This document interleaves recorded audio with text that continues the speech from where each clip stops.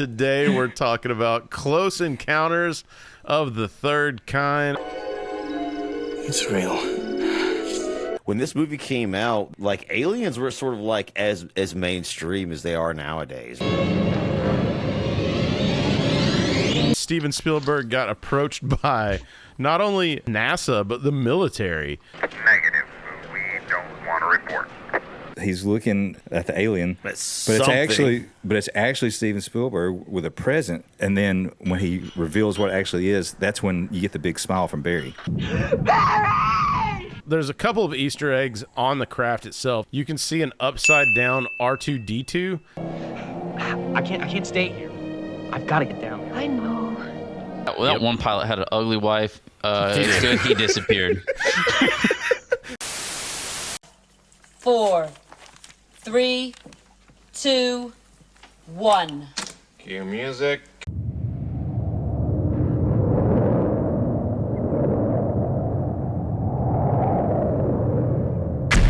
What's up, everybody? Welcome back to Beacon. Let's Rewind, the Nostalgia Podcast. No one asked for. Today we're talking about Close Encounters of the Third Kind.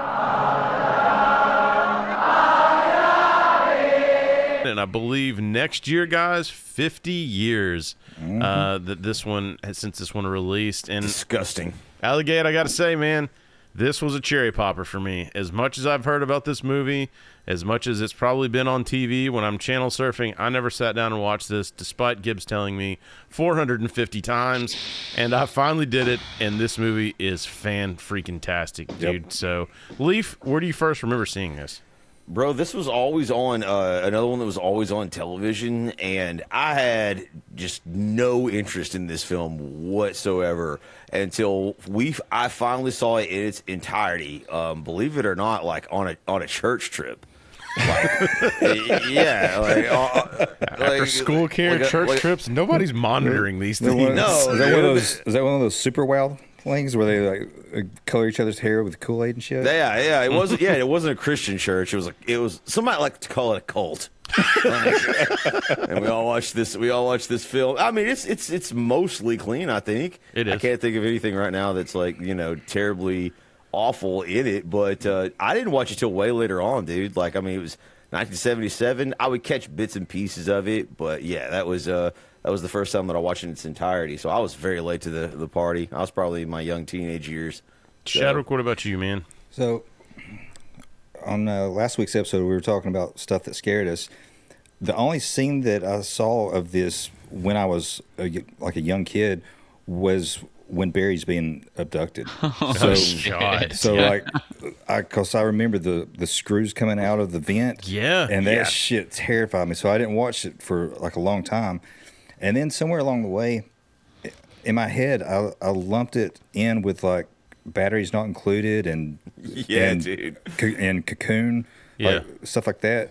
And I never really cared to go back and watch it. So it was just like in the past maybe 2 or 3 years that I watched this all the way through for the first time, and I fucking love it. It's great. Yeah.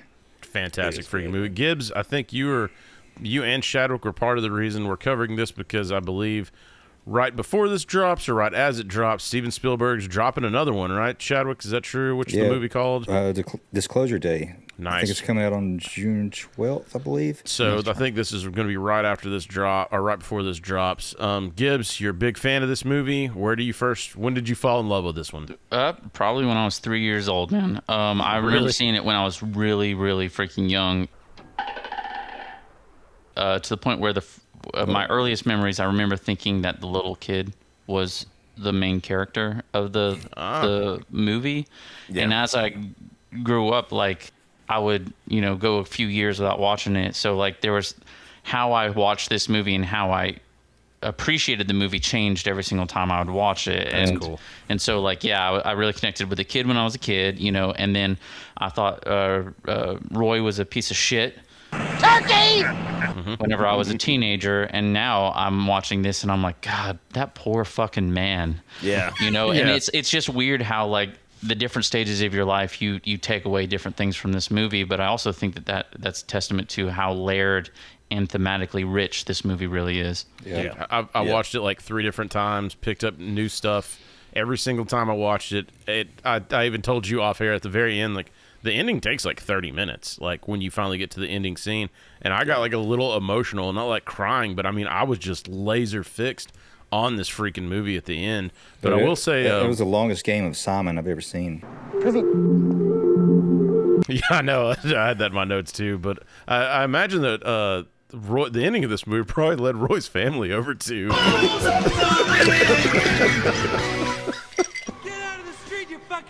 They didn't deserve Roy, and I'm sitting by. Dude, I'm with you now. Now I am with you. Yeah, especially that fucking cry middle, baby. Yeah, that middle kid. Fuck that middle kid. Although bitches, man. I swear, like missing out on Teri Garr's.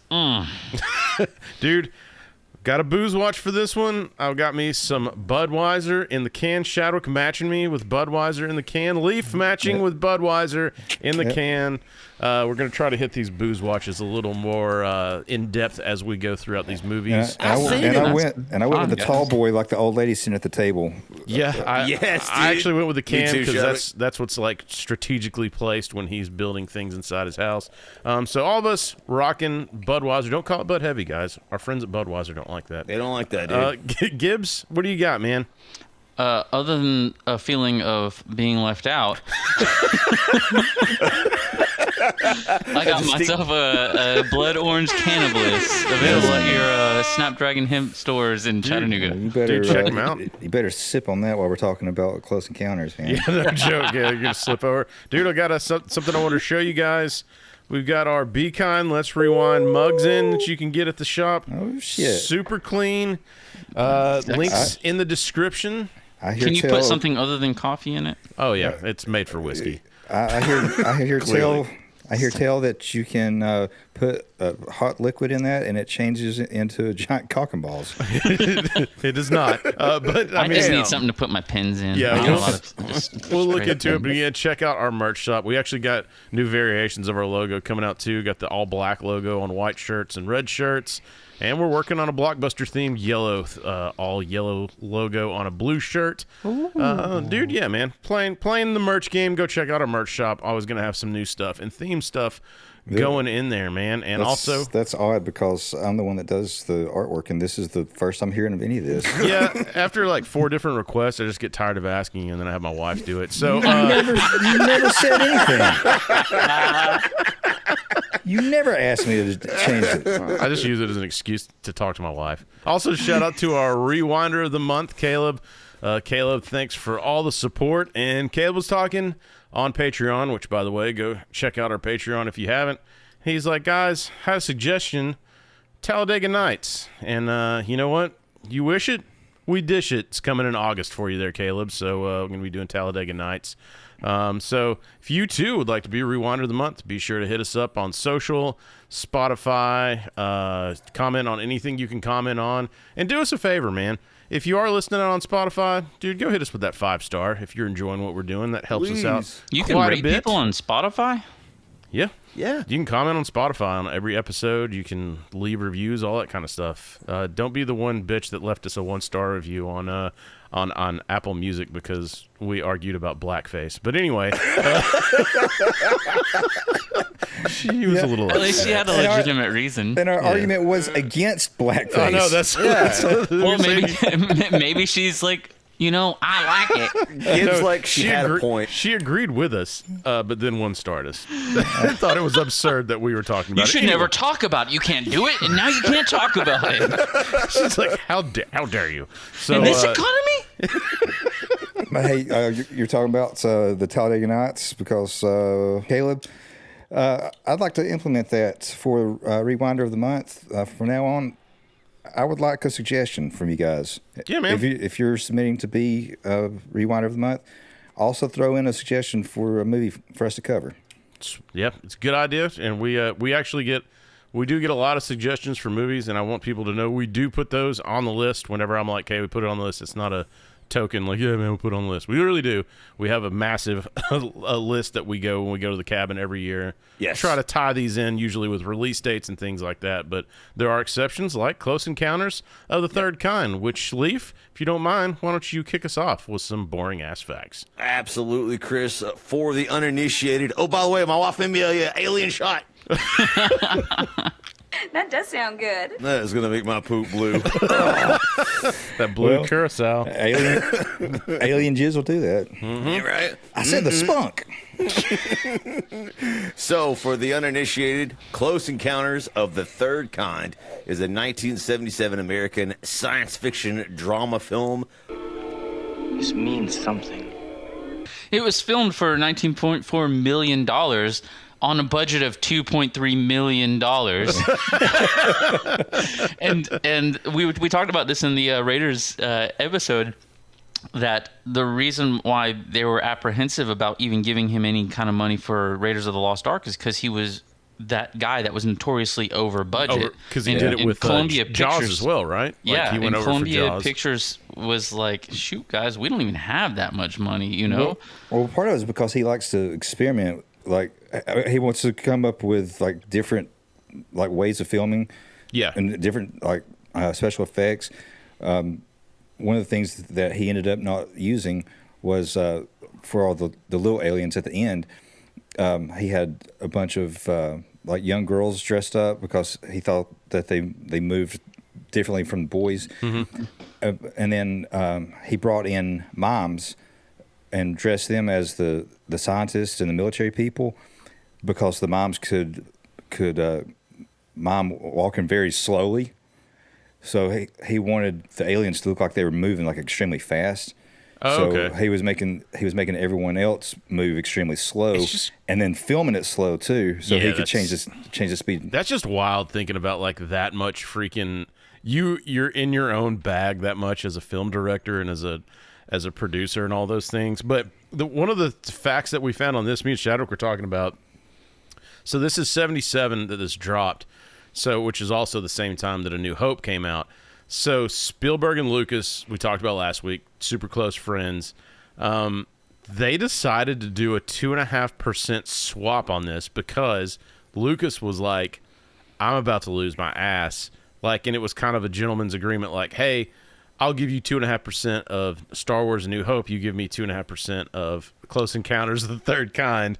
And I think, Leaf, what did you say this one went on to gross? Dude, it was like $306.9 million total, which is amazing. But A New Hope grossed like $770 million or something crazy. Yeah, so, and good on Lucas for paying his debt. Dude, he honored it. Yeah. I mean, it's just funny to me that these dudes are just like shooting the shit and like, yeah, I'll trade you 2.5% of these two iconic multi-million-dollar movies, and we're fucking shilling coffee mugs on the internet.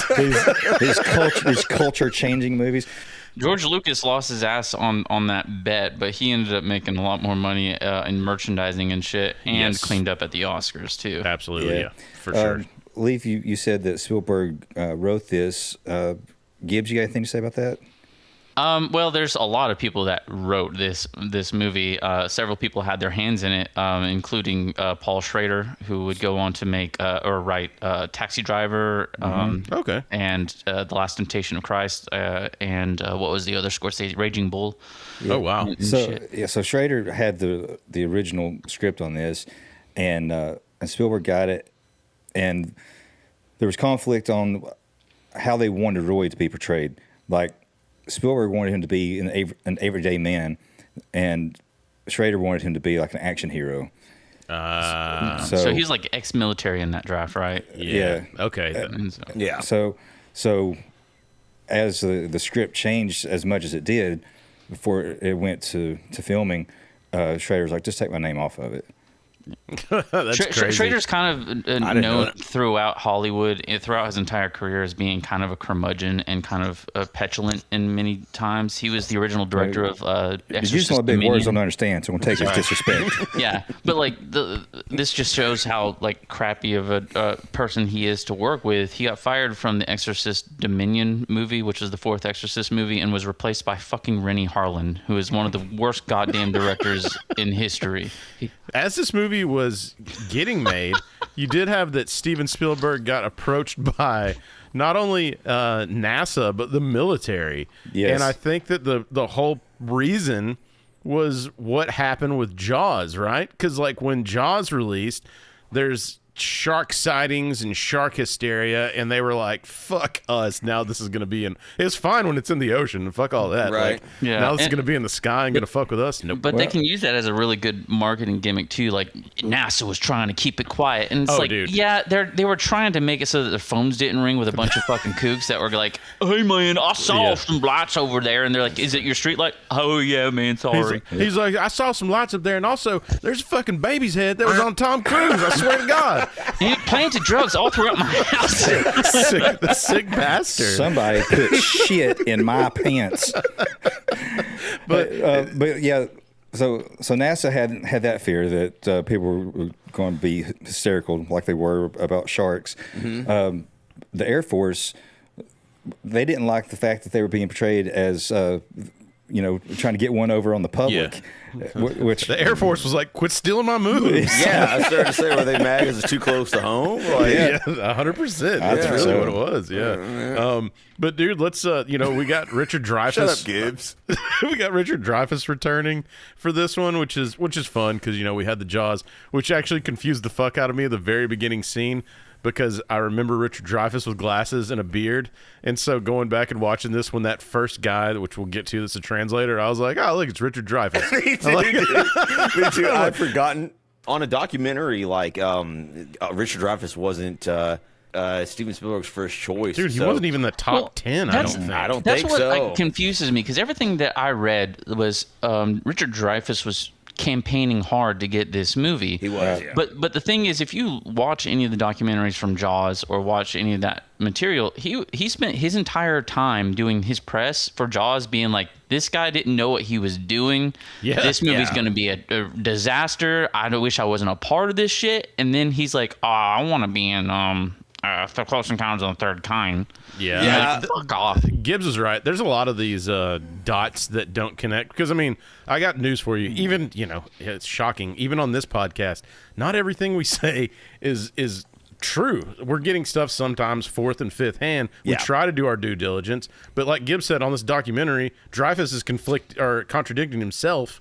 Saying that, he was campaigning to be in this movie while burying Spielberg while he's filming the movie that apparently was where he was campaigning. I've got a love-hate relationship with Richard Dreyfuss because he's such an incredible actor, and I love so many of his movies, but every time I see him in an interview, I want to punch him in the face. Yeah. Like he was on Inside the Actors Studio one time, and James Lipton would do like yes. Well, but James Lipton would always ask like that series of questions, like what's your favorite, this, whatever, and he was like, what's your least favorite sound in the world? And Richard Dreyfuss said rock music, and I wanted to punch him in the fucking face. Yeah, he's like after he made Mr. Holland's Opus and played rock music for his class, and he's gonna drop that shit on me. Dude, I know. And I mean, Lord forbid we ever covered What About Bob, which is an inside joke. Baby for steps. but We'll get there. Baby steps.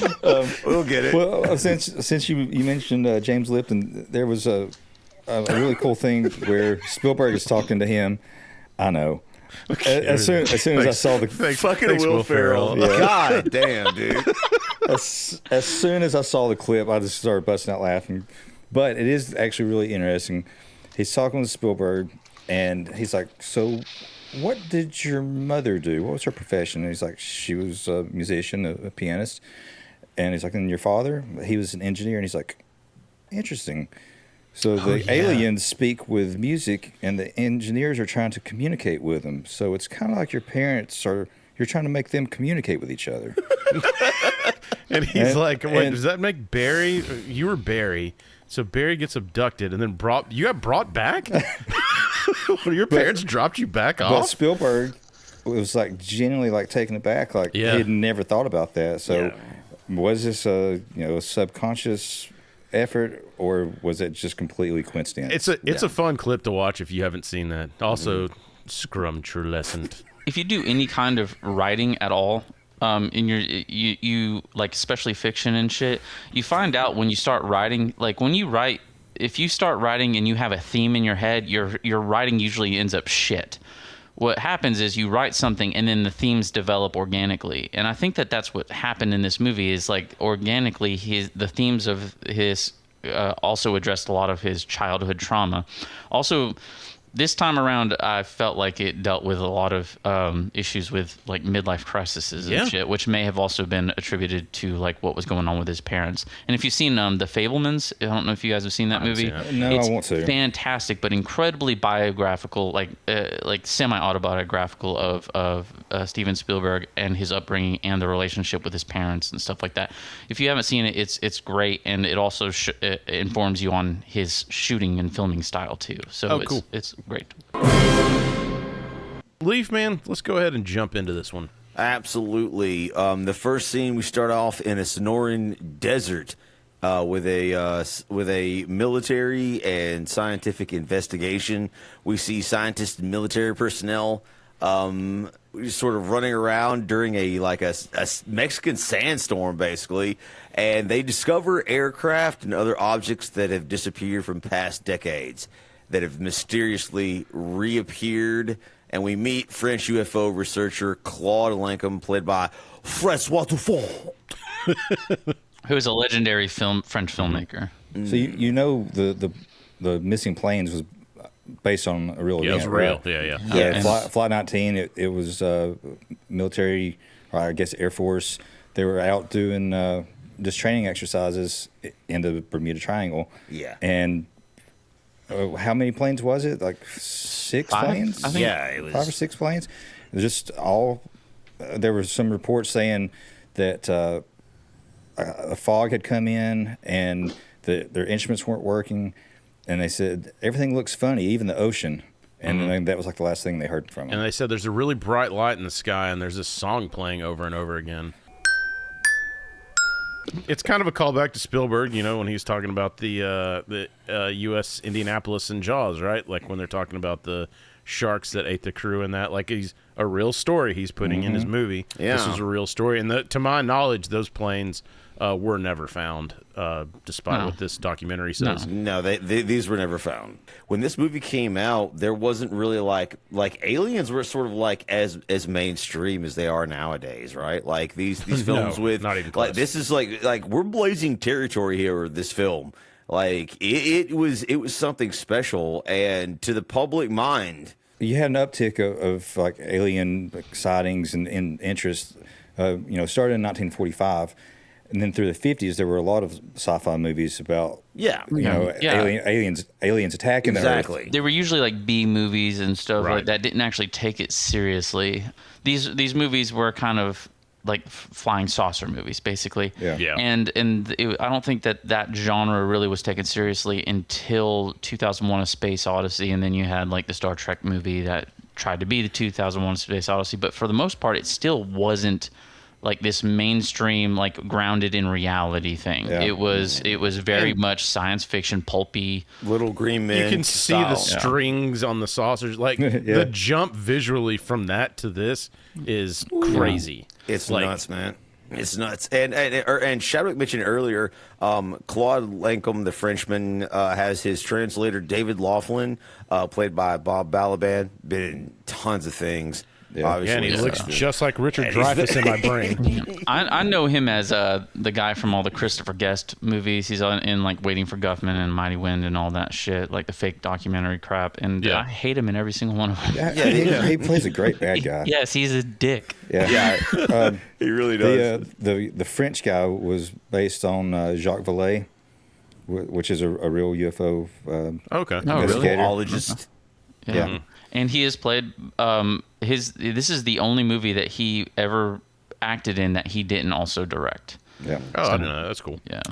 And so in the film, Claude Lankham and his translator David Laughlin interview a Mexican man sitting on the front porch of his home, I suppose. And it's just this very brief scene. Like he's like burned up, like he's been sitting out in the sun like all day's leathery and dry, assumingly from the sandstorm. And they basically ask him like what he saw, and he responds, assumingly, "He's spicy." Yo quiero Taco Bell is what he says. Actually, I was able to pick up live. They asked him like what he saw, and he was like, "Please stand clear from the door. Por favor, manténgase alejado de las puertas." and the Disney monorail pulls up behind him. Dude, man, Spielberg's a genius, dog. He was. He was in my bag. He was in my bag early. The white zone is for loading. The Mexican basically the old Mexican guy tells him that, like, He says the sun came up last night. He says it sang to him. yes, and so we have this first moment of like strange tales. Obviously, you know, the missing plane showing up is really weird too. But we're starting to connect this with aliens. Spielberg just set that up. Yeah, dude. Immediately. And it's not only that you found the planes; they're intact. Yeah. They're perfect. They're new. They're new. The brand new. pictures inside, the serial numbers match. They have- Still Yeah, have I fuel will in say them. that one pilot had an ugly wife. It's good he disappeared. he was He was actually the one that survived. He was just like, everybody else is gone. Fuck Yeah, that. I ain't going home. there was a cut scene where the guy pulled off the picture, and he was like Buzz's girlfriend. Whoa. Which, hey, there's a tie into that later on. So, Oh yeah, I forgot about that. the very next scene, we're taken to the Indianapolis Air Route Traffic Control Center, where an airplane designated Air East 31 has started to report. Initially, they report an unidentified flying object in airspace, not a UAP. Idiots of the current administration. Indianapolis Center, you have any traffic for Air East 31? Air traffic control obviously confirms to the military that they're not conducting exercises, trying to figure out what this unidentified basically craft is. It's got lights on it, and you hear this like really creepy conversation. In my opinion, this is one of the best scenes in the film, because like not only is it representative of what actually some of the strange things that have happened between conversations between pilots and air traffic control. It's also like you don't get to see any of the action. You're just listening to it. And dude, the way that Spielberg sets this up, man, is so nice. Is really intense. And it really capitalizes on the stigma for this, right? Like none of those pilots want to be the kook that reported a UFO sighting. That slow, long pause was like, oh shit. It was painful. Yeah, you get blackballed, you lose your job. Everybody like So that just, sets just up like 'cause just this like is Dreyfuss later. Yeah, exactly. That sets this tone up early in this movie. So it was a great scene, and it was a terrible scene for me. One, just like you said, the suspense of him, you know, not reporting it after he reported it. Yeah. But all these were actually real traffic control people. So they weren't actors. But what drove me crazy was how everyone was talking over each other. Could be a satellite. Air East 31, now you have the primary target now in your 10 o'clock position, 5 miles off. It reminded me of us working at the fucking truck company. Yeah. Or recording this podcast. Honestly, though, I really like that, and that's kind of like a staple of Spielberg's early work, especially like in Jaws. Whenever you first meet Chief Brody and he's interacting with everybody, and everybody's everybody's talking over each other. You really don't get an idea of what's going on. You just understand the chaos, and it's really just to kind of, I think, understand and display the chaos. You know what else he learned from Jaws accidentally, because remember he couldn't get the shark to work. Yeah, the shark's broken. So you had to keep putting it off. You know, not have the reveal. Early in the movie. Yeah. And I think you learned a lesson from that. The traffic is approaching head-on, ultra bright, and really moving. They're right by us right now. That was really close. And at the last second, the alien craft veers off and avoids the collision. And as Chris mentioned, another important moment is that like nobody wants to report it, and it's so realistic, because back then, man, you could report a UFO, sure, but it's going to cost you, man. It's telling too that like even the guy that's at the traffic control is like, I agree with you, but he verifies, just verifying you don't want to report anything, and he's like, I don't know what you're reporting. He was like, yeah, I'm with you, because none of them want to be involved with that at all. They're like, nope, fuck that. They started releasing stuff in the past month from the Pentagon, where they, all these Navy people, airline pilots have reported stuff, seen stuff, and that really has been the stigma for all these years. Oh, for years. They're pretty much threatened. Like, You don't say it. If you say something, you don't say anything. Well, look who's the people that make it to the news. It's like Backwoods Billy missing 3 teeth and saying that he saw something in the air and woke up with rectal trauma. Like, but I also do think that there's a good reason for it. It's not just like we need to be as shady as possible. It's like, God damn it, these people are so stupid. They're going to start rioting in the street if somebody comes out and says, hey, they saw something weird up there. Yeah. It doesn't mean that they actually saw something weird, but we have enough fucking people out there that, motherfuckers, let's just fucking blow up the fucking place and shit. Like, you're like, God, dude, calm the fuck down. That's that why pilot might be high. Also, atmospheric pressure. There's different changes in reflection of light up there too. Like, you don't know. That's why in 1977 they started a slow disclosure through Hollywood. They started. It didn't take long. They started exposing us to slowly and surely.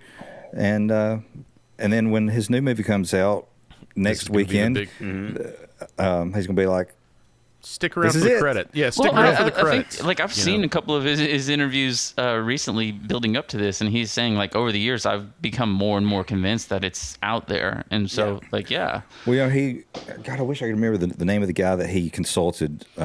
He was in the Air Force, I believe, and he wrote a book about UFOs. Was it Viper? Yes, it was Viper. Thank you for Viper. He was furious because the aliens put a baby on Tom Cruise's head. He's seen it, dude. He's seen it with his own eyes, man. So after this happens, man, you cut to Muncie, Indiana. You want to know who probably the most famous person from Muncie, Indiana is? Who's that? Keith? David Letterman. Oh yeah, Muncie, really? Indiana. Yeah. No way, David Letterman, bro. They couldn't. They did so like they don't have any happy people that come. From Can we get somebody like it's not an asshole? We talk about your nana up in Muncie, Indiana.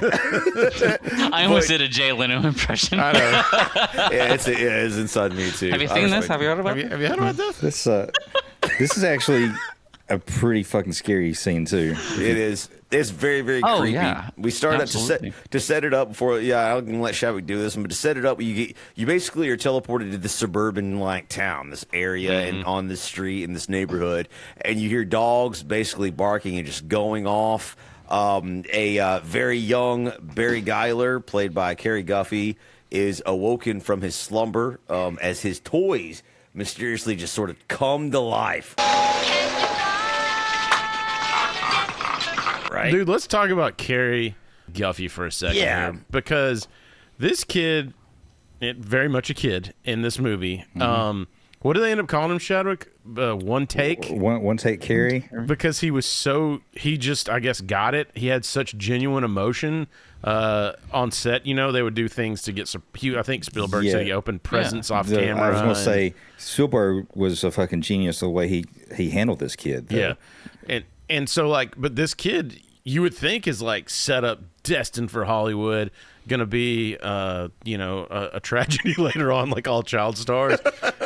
Dude just got out of it. Like, good on his parents, got out of it. I think he has an MBA. Like, I think he did, like, 3 more movies like over the next, 5, 6 years. Yeah. I think he's got, like, a happy family in Florida or somewhere right now. His last movie credit is in 1985, so he was... Dude, living his best life. Like, dude escaped it. Stanley Kubrick wanted him for The Shining. Yeah. I think there was a scheduling conflict. He couldn't get it. That kid lucked out. I thought it was a great story that he just did a handful of movies, was fantastic. Everybody wanted him, and then was like, it's not his family. More importantly, was like, it's not for us. Let's move on. It's also a testament to like Steven Spielberg and how well he directs any actors. You see it later on with Drew Barrymore and stuff too, and the kids from Jaws and shit. But like this also makes me dislike the kid from Star Wars Phantom Menace even more, where everybody's like, oh, you should feel sorry for him. Everybody treated him like shit. Like, that kid sucked. Here's to you, Dad.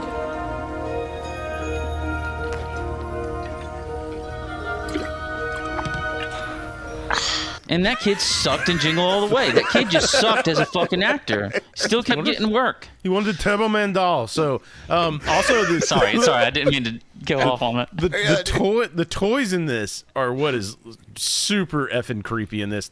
I don't know why the monkey with the symbols was ever a toy for anybody, but that thing in the dark is the creepiest motherfucking thing on the planet. This scene also is a very good example of why a lot of people think that Steven Spielberg directed Poltergeist instead of Tobe Hooper, because there's a lot of shit in that movie that just looks like it's taken straight from this movie. That makes sense. Yeah, I just like with the RC cars. It's not really an RC car. Like everything lighting up. And they did a great job of picking the toys because most of the toys light up in the dark. Yeah. So it adds like another, again, Spielberg's genius, a creepy element in the dark of shooting these things. Chris is right. And so many horror films have taken advantage of how creepy kid shit is. And I'll tell you right now, like when the kids music starts playing, that's designed to like, dude. Even now, it's like so many like films and horror films and suspense films have taken advantage of this. I can't remember before this when people played like creepy music like that, but it's just normal kids music though. Yeah, it's the old timey on the record player. It has that static, but when it's this happy music played in a different environment, now it's no longer happy music, and it's so creepy, dude. And that's exactly what happens. Like sort of this little kid's toys and stuff come to life, and he gets out of the bed and he goes downstairs, sort of just like wandering around trying to like figure out what's happening, and that's when he comes to the refrigerator.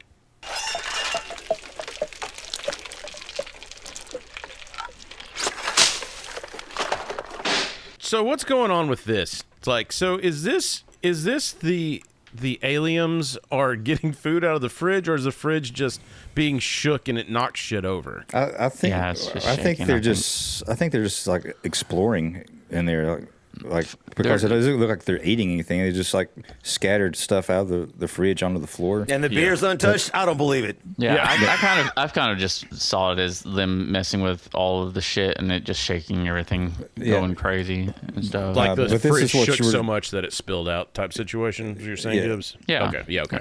But this is what you're talking about, Chris, with the presence. So when Barry runs into the kitchen, he stops and he's looking. You know, we don't see it; we just see his face. Right. So he's looking at the alien, but it's actually Steven Spielberg with a present, and he's like slowly opening it, and then when he I guess he moves over to the other side of the room. Mm-hmm. And then when he reveals what it actually is, that's when you get the big smile from Barry. And it's so, it's his mom's head in the box.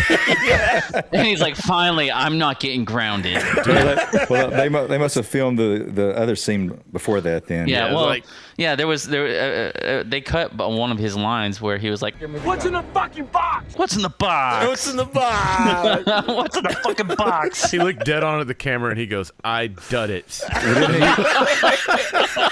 Didn't he say? Shit, I was gonna make that joke later. Fuck you, dude. Mr. Gay. I knew it was a race. It's a race to the Duddits joke. So back to the actual movie. Didn't he say toys? Yes. Yeah, he did. Because Spielberg pulls out a toy and he goes, toys. Yeah. It's just so like he is all that is innocent and awesome. That smile, though, like kid, although man. like he's adorable and that smile is cute, in that context it is eerie as shit. You know, it is. Doug Gibbs is right, like because it's in the middle of an intense moment. And here's the thing with the suspense of this movie, like especially when you go back and watch it now. Shauki mentioned it earlier.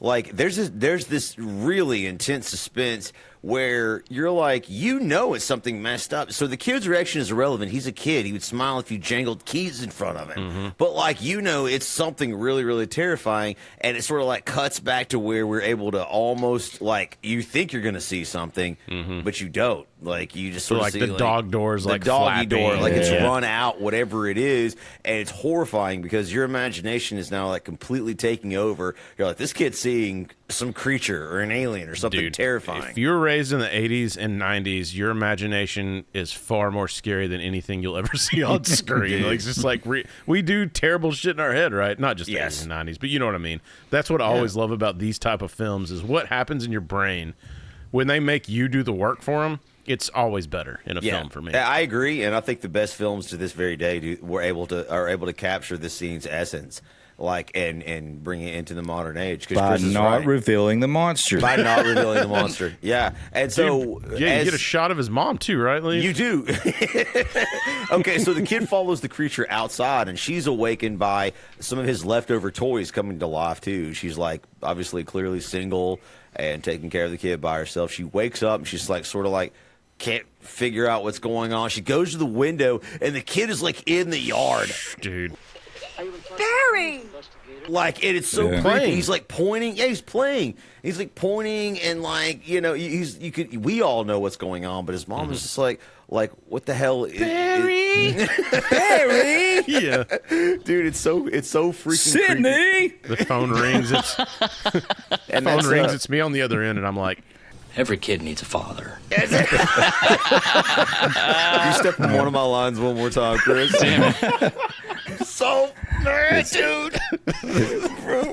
His name wouldn't be Steve, would it? yeah, exactly. But obviously, so it's Barry Geiler and his mom who wakes up as Julian Geyer, played by Melinda Dillon. And, dude, she is just so freaking hot with her Farrah Fawcett-style haircut. Was anybody addicted? Yeah, we talked about this before. Even, like, when she was on A Christmas Story and Harry and the Hendersons, I always thought, like, she was attractive. But seeing her here, wow. Yeah. I mean, I always saw her as the mom of the 80s, so I never had any sort of attraction to her. But this last time, and I think it's just my age, I was just baby? Wow. Yeah, I know. I was like, hi, my friend's name's Gibbs. He's a Capricorn. I am a Capricorn. And I like them shorts. Yeah. So tell me, no one wears a bra in the 70s? And she's like, no. And I was like, hey, Richie, to bed. would you a favor? Stop stealing my moves. So the kid runs into the forest basically, and she chases after him, dude. He's got a lead on her, and she's out and like searching for him, like with a light. So you have this moment, like obviously horrifying for parents. This is like parent horror here. A lot of fun. Yeah.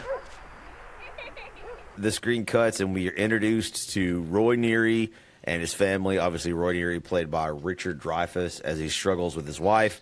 Ronnie Neary, played by Teri Garr, doing her best Shelley Long impression here. And my balls just shriveled up in my pants I'm watching with you. this scene. Shelley Are you Long with me? impression is perfect. That is perfect comparison. God, dude, I freaking hate this scene. It's like him just with his family, and she's like emasculating him like from the very beginning of She's being a run that bitch. mouth like Chris last week with his girlfriend impressions. She's like, Did you wear the stuff under the table? I think she would enjoy a roll in the hay, though. Well, I think that's what she's missing. Yeah, well, the problem is we know on Be Kind, Let's Rewind, the crazy ones always fuck the best. God, why, dude? It's God's cruel joke. Let's do a study. That's why it's our job to drive them crazy. Yeah, there you go. I guess that's what it's cyclical.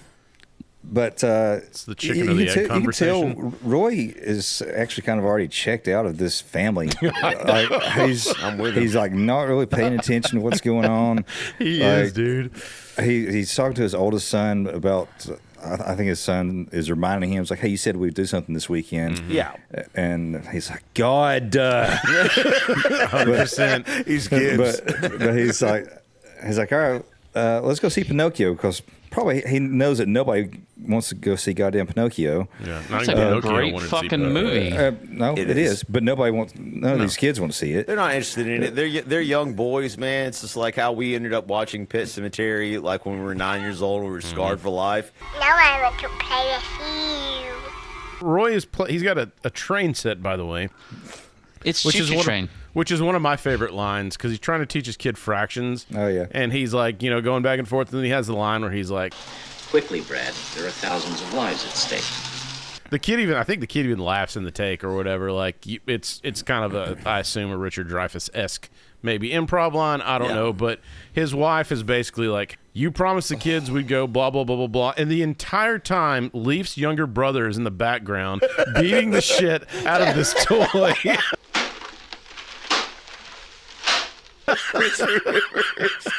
This was your brother 100% when he was a kid. And this is just like you were saying about the airline guys. This is a great scene for me and a terrible scene because all of the noise coming from all different directions just drives my OCD mind fucking insane. Dude, he does, and he's in the playpen because they have 3 kids. Is like a small daughter, the middle kid who is the reason Ritalin was invented, and then the older kid who's just a snot-nosed little shit. But the middle kid is just beating the shit and breaking this toy on the side of a crib, like just because. And in the scene, it's so perfect. Like I was like, Steven Spielberg, you fucking genius. Because right when I've had enough, and I was actually about to audibly scream. Like, that's when Richard Dreyfuss is like, I'm going to murder you. Yeah. I'm going to murder my family, dude. Like, he is so mad. He finally yells at the kid.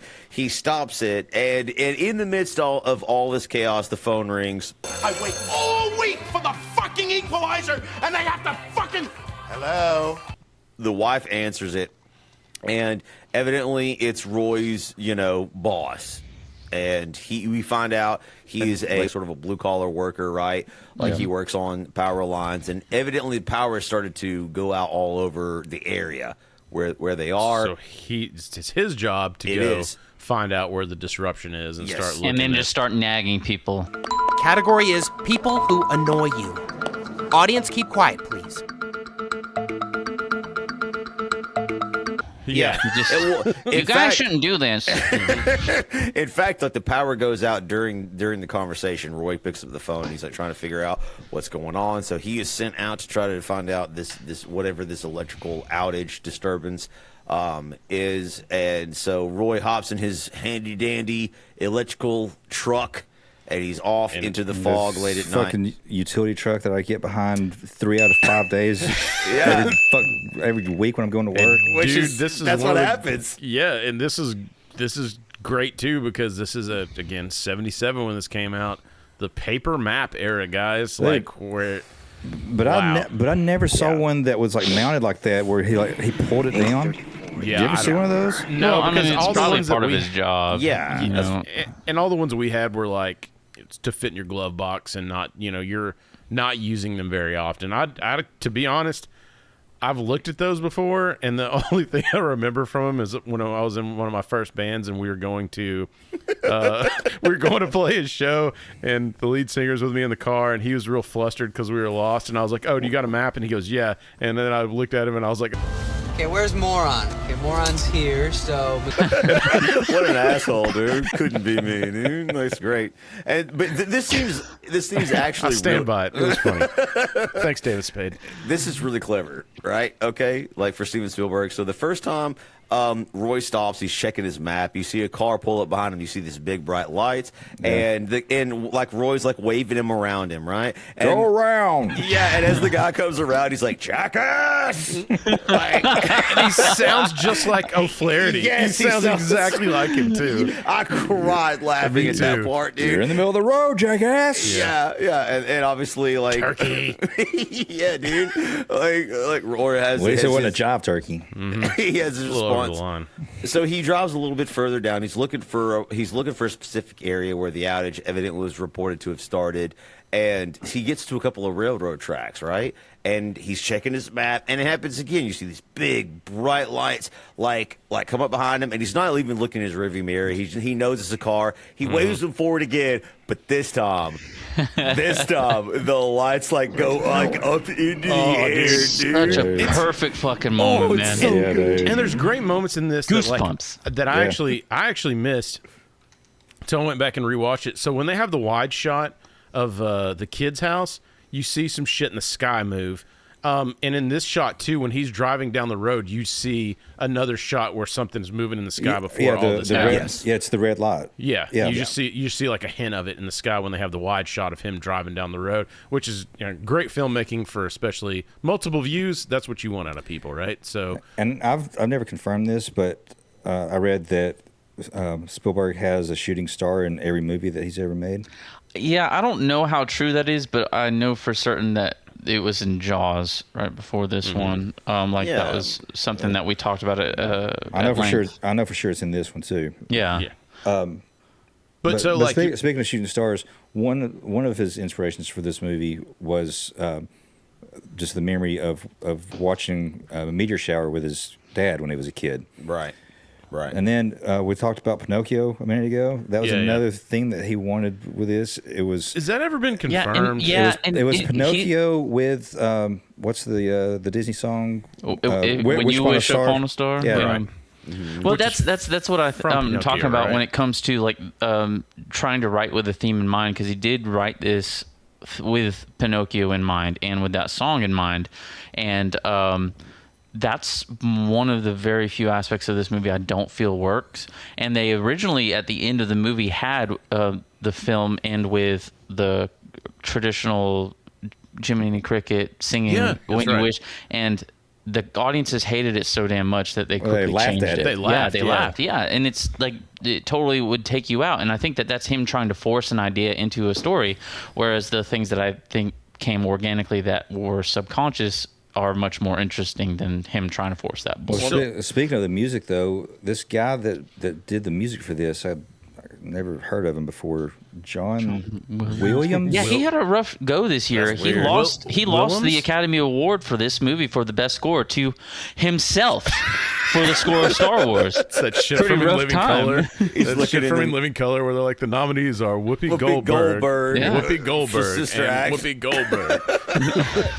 John Williams looking at Mary. He's like, "You bastard." Yeah, no, you bastard. But this is a great scene because I like that it starts with the mailbox shaking.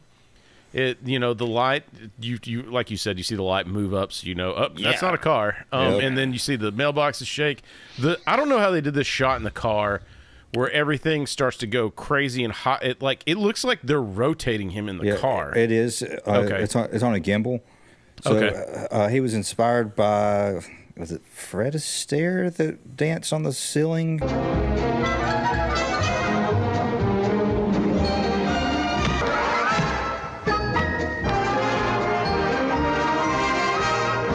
The way they filmed that was building a room basically that's on a gimbal that's turning.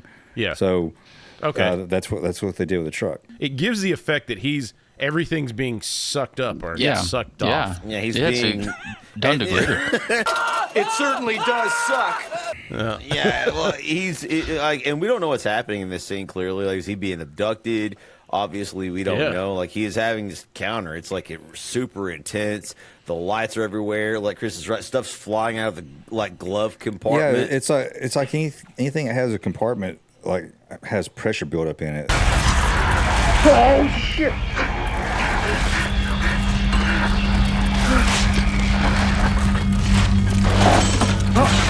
This, something's going terribly wrong, and you assume like he's about to just get abducted, and it stops.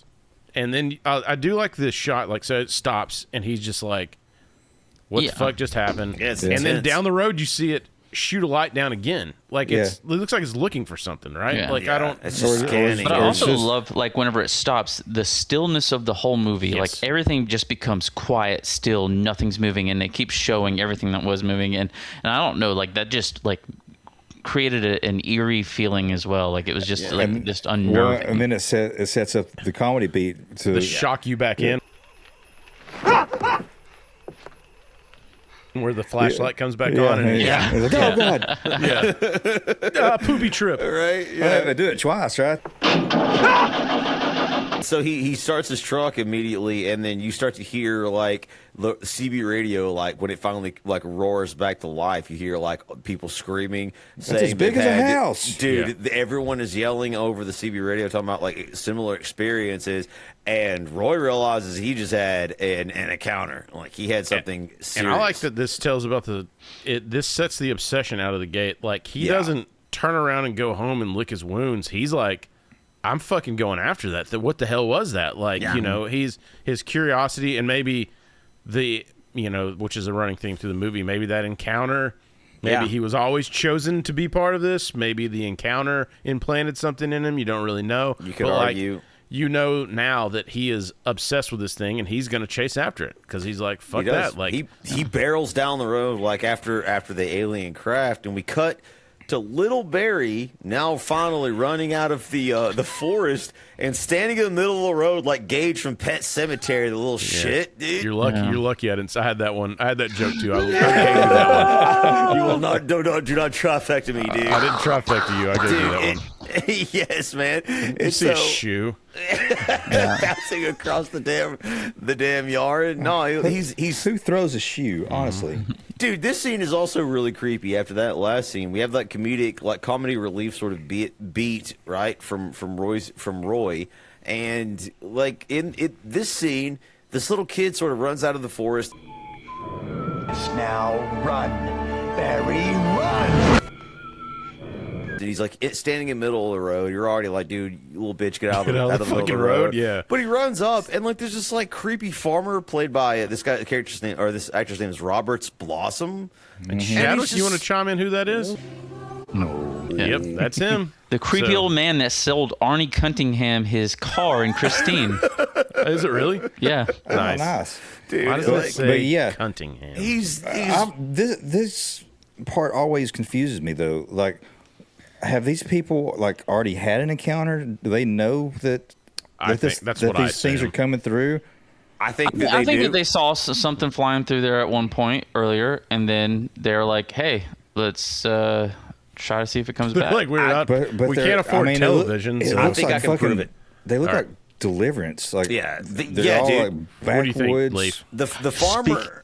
The farmer and his Beverly Hillbilly style family are sitting by the road, and so what happens is a panicked Roy nearly runs the kid over, but his mom finally runs out and saves him at the last moment. Just completely brawless. I mean, them things are just going every direction. But besides that, like as soon as she saves the kid, like Roy jumps out of the truck, he pulls it over to the side of the road, and you just like you have this coalescing moment where all these random strangers are sort of at this spot, and the Beverly Hillbillies family, the farmer, stand up, and right when that happens, around the corner like flies all of these alien craft, right? They fly down the street, and so in my opinion, Shabak and Chris, they knew, and then suddenly again the alien craft fly by. Dude, these effects still hold up. They're good. Like, dude. they still hold up. I've got a couple things to say about this. One, it's funny because when they go by, Barry says, "Ice cream." And then immediately after that, it shows one of them scanning a billboard for McDonald's. Everybody knows McDonald's ice cream machines are always broken. Conspiracy. Dude, at the time of this movie was shot, I think they had served over 62 billion hamburgers is what the sign said. Yeah, maybe it was 52 billions. Yeah. The other thing is zero ice cream cones. I like hamburgers. Yeah, same. My grand slam was supposed to come with sausage. We have this sort of impromptu alien moment, man. Like, these things are like flying by, and like Roy snaps, dude. Like he's still obsessed. Like he runs back, jumps back in his truck, and he comes in hot pursuit. I'm in a high-speed pursuit. And runs over another kid. Another kid. And the other thing I wanted to say about that scene was the design of the UFOs. Like they're all slightly different, but one of them in particular looks like one that was reported, I think, like in the 80s. It's like a cube, or it's either a cube or a sphere with other geometric shapes inside of it, like moving around. Yeah, which is also something from the Bible that the prophet Ezekiel said that he saw. Yeah, It biblically was accurate. a wheel inside of a wheel. Okay. So, Steven Spielberg, is he in the know?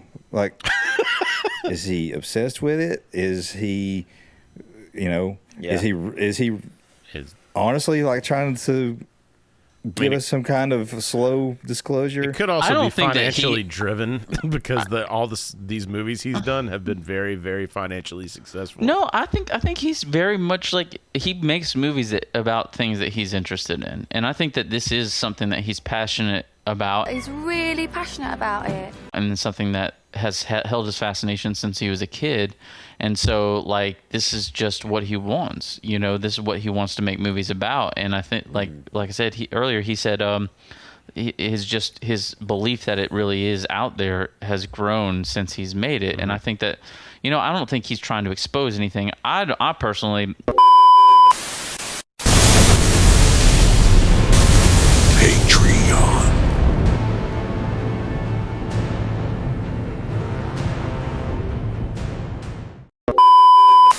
personally think that there's got to be aliens out there, man. Yeah. Tell me to show my asshole. There's a Shadwick's like, if you're looking for human DNA, I got you. Back to this chase scene where, again, you see all the UFOs. The police are in hot pursuit, so now, like, the police are aware of this. Like, everybody, this has been reported. They're chasing these things down the road. And they come to a toll booth, and Leaf, again, I think that we probably should have done our notes together on this because I had the exact same fucking joke. I knew you were going to do that. But Shadwick, too. The toll booths used to be, like, where we're from is Chattanooga, Tennessee. There's no toll booths in Chattanooga, right? No. So any fans of Adam Sandler knows of the Toll Booth Willie skit that was on, I forgot which album that was. I think that was Standing, or What the Hell Happened to Me? Dick licker. Yeah, so it's basically a guy in a toll booth and people just shout shit at him. So we are monkey see, monkey do, monkey pee-pee all over you. So Leaf went through, we went through this toll and we were like, you have to do it. And so Leaf had these quarters. It was $1.25, just like in the skit. No, I did. No, $1.25 to my everlasting shame. And it was an old lady too. And Leaf just grabs the quarters and he's like, "Here's $1.25, and go fuck yourself." I hate you so much, dude. I hate myself. Worth it. No, I would have died laughing if I had seen that. Did we not That's have Bill fucking Jones amazing. with us? Yeah, we did, man. We laughed. We all laughed in the car. I remember for like an we were hour. laughing before. Our friend Bill was just like, "You have to do it." And I was behind the wheel, and I was just like, "Dude, I don't know if I could. I don't know if I could do this." Especially when I could see her, like she's like an old lady, and she was smiling like happily. I was like, "I don't think I could tell an old lady to go fuck herself, dude."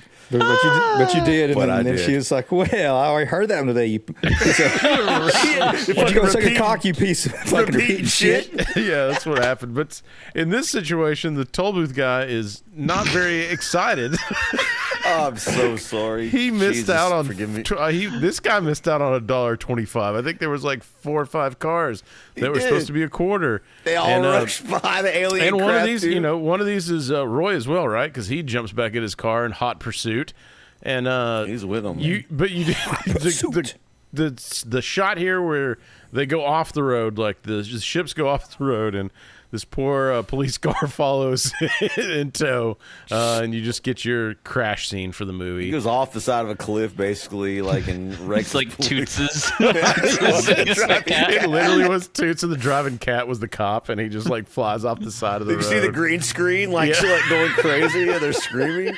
Yeah, and he goes off. Yeah, and he crashes the plane, but the alien craft fly off like into the sky. It's sort of like there's 3 of them. They like sort of split.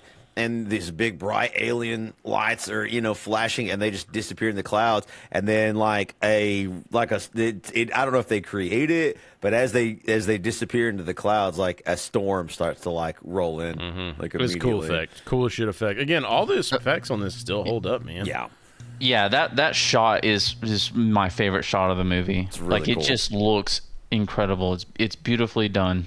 I'll jerk off to that for the rest of my life. But so the next day, you see Roy. He's or not that same day. Roy comes home. He wakes his wife up. He's like, "Hey, there's got to be some shit going on." And This is just the dynamic of this relationship where he gets her up.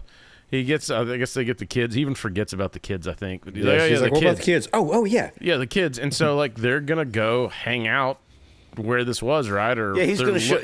He's going to show him, like, I don't know why, assuming that, like, I mean, I think everybody knows it's over, but he's convinced that maybe he's going to see something, proof of what he saw. So he rounds up his family, Shelley Long, his wife, Shelley Long, and his children. They all get in the truck, dude. And then as they're, like, being loaded in, it's got to be, like, 3, 4 a.m. It's super early in the morning. You see the neighbor, like, one of the ladies, the nosy bitch down the street is, like, looking out. They down the road they go. They get to the area where he saw the craft, like, on the side of the road. Everybody's gone.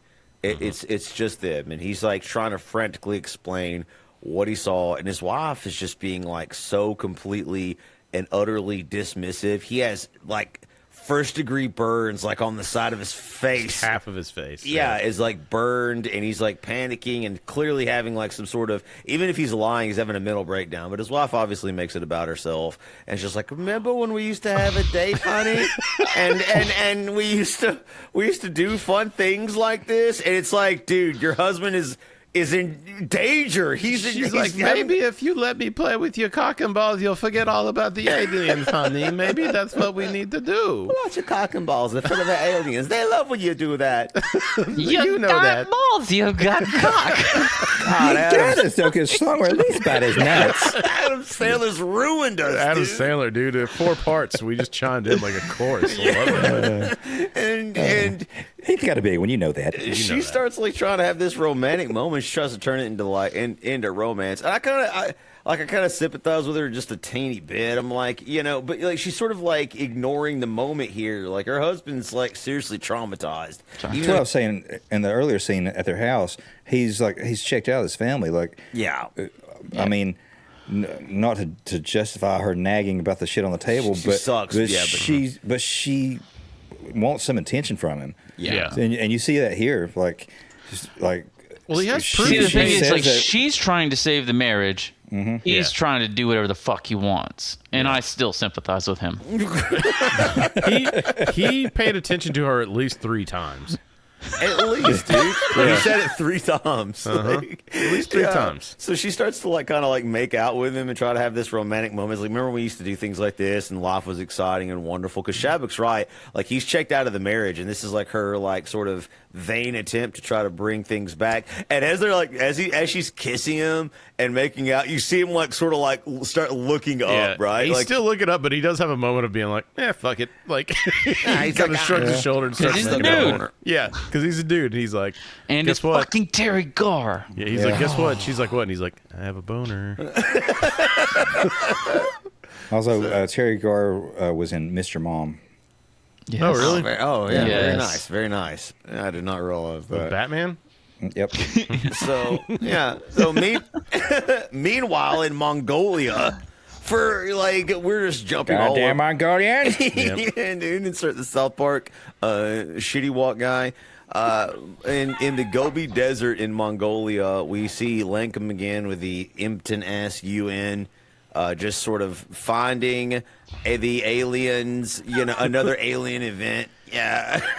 Yeah, and they discover in the Gobi Desert the USS Cotopaxi, a cargo ship lost in the Bermuda Triangle in 1922, for those who know. And so also because Shabak mentioned this earlier, like shout out, like I think that like Steven Spielberg is like extremely plugged in to like that community, like because all of his references are real, right? He didn't make his own up, like he used real historical references of mixing craft. Anytime I'm writing like any kind of fiction stuff, I always like throw like real events into it. Well, I like that this too is like, I mean, so that you have to pay attention to history, and this is not like pull some shit up on your phone now like we do now where it's like instant. You have to be, to Lee's point, you have to be plugged into disappearing ships, disappearing things to know these events and to put them in a movie. And when you're probably writing this in 1975 or 74. That's why it's so grounded though too, is like you can relate this, especially like I'm sure a lot more people knew about these things back then than they do now. We've got 50 years between us, but like whenever you watch something where there is real things in it, you can attach yourself to the movie and put yourself into the movie a lot easier, and it allows you to relate with it. Well, it starts you like spinning theories in your head, like trying to attach stuff too. Right. It puts you more in the story, right? So it does. You're more submersed in the suspension of disbelief. Those who went after this film and started researching the missing planes and ships, obviously, like Shabak said, the Cotopaxi was found, but not till 2020. And so that's crazy, right? Like that, like 6 years ago. We're talking 40. Yeah. When did this disappear? In 1922. So it was over like almost 100 years. It was and so if you were this introduced like a ton of people to these things, because if you didn't know what that was, you went and looked and researched. I don't know what you did back then, fucking library card or some shit. Went and looked and found that this ship went missing in the Bermuda Triangle along with all these other missing ships. You do start to like wonder what happened, and this is like sort of a love letter to that group of people. Really. So how far is the Bermuda Triangle from St. Augustine where that ship was found? It's part of like the Bermuda Triangle is that coastline of Florida. Yeah. Out to Bermuda. What's fucked up though? I don't know if you guys saw it was farther south. I don't know if you guys saw. It extends far down to the southern Keys, I think, and then it comes back out to Bermuda, and then it shoots back to the mainland of Florida. Yeah, it's a big triangle. But I don't know if you guys saw the picture. I wonder where they got the name. But like this ship was pristine when they found it. It looked. No, I'm just joking. No, it's fucking. No, it's rusted as shit. I saw a picture of it. But that's the thing though. Like I mean that also that area is pretty treacherous. So whenever my mom was there a giant fucking diamond on it? Jack, I want you to draw me like one of your French girls. Yeah. When my mom was 10, her father passed away. His plane disappeared over the Bering Strait. It was a plane called the Rivet Amber, and they went down, and they've never recovered it. They didn't have a body to bury, and they've never seen even a bit of that plane. In treacherous waters, it's really hard to get to shit like that, and especially in deeper areas, and that area is very deep. So yeah, there's a lot of disappearances that can happen. Plus, it's a very turbulent area when it comes to weather and stuff. No, have they checked the damn Gobi Desert for your like? Your mom's dad's plane, dude? Your grandfather? So it's possible that I'm on it. So it's possible that you might still meet your grandfather, but he'll be younger than you are now. Yeah. Hopefully he'll come out of a cornfield and want to have a catch. Let's have a catch, Gibbs, man. So they do find this. It's weird. This giant ship is just sitting in the middle of the desert, and it's a cool scene. I mean, it's visually impressive. Fuck yeah, it is. And I guess they did a lot of these with those miniature models. Like, I mean, I think they did that in Star Wars too. Like, where they set these up and shoot them, which is there's so much detail in this, which we'll get to on the actual big ship later on in this movie. But like the amount of like these models that are small scale, that you have to be so like honed in to do what they do with these things to make them look big on the big screen, because every little tiny thing you do is magnified times 100 on the big screen. So just a great job on this. Like, shout out practical effects. Dude, bring them back. Thank you, sir. Thank you. Is that how they did the ship in Superman in '78? I don't know. Remember, he stops the robbers or whatever, and he sits his ship down in the middle of the street.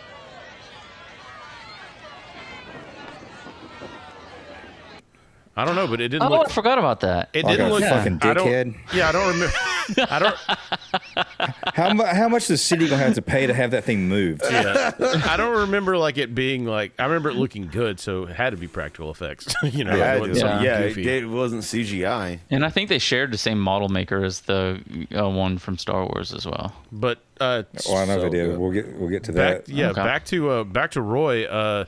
Turns out like Roy has lost his fucking mind, which there is a part here that I didn't pick up till the last time I watched it, and it's his wife cutting out a UFO article and throwing it away because she doesn't want him to be fucking crazy. Yeah, like I thought originally, like I guess I just was half-ass paying attention. I thought because there's clippings everywhere you find later on, I was like, oh, she's clipping it out for him. No, man, she like wads that bitch up and throws it away because she doesn't want to validate, like in his brain, what he saw. Yeah, what's happening? So she's trying to hide shit from him to be like, no, this isn't real. You're crazy. Like, go back to work at the fucking electric company. Like all good wives, you should psychologically manipulate your husband into doing whatever the fuck you want him to do. Like, clearly, that's what good women do, right? And you should use... because they know what's better. Well, and what you should use is your pussy, pussy, pussy, pussy.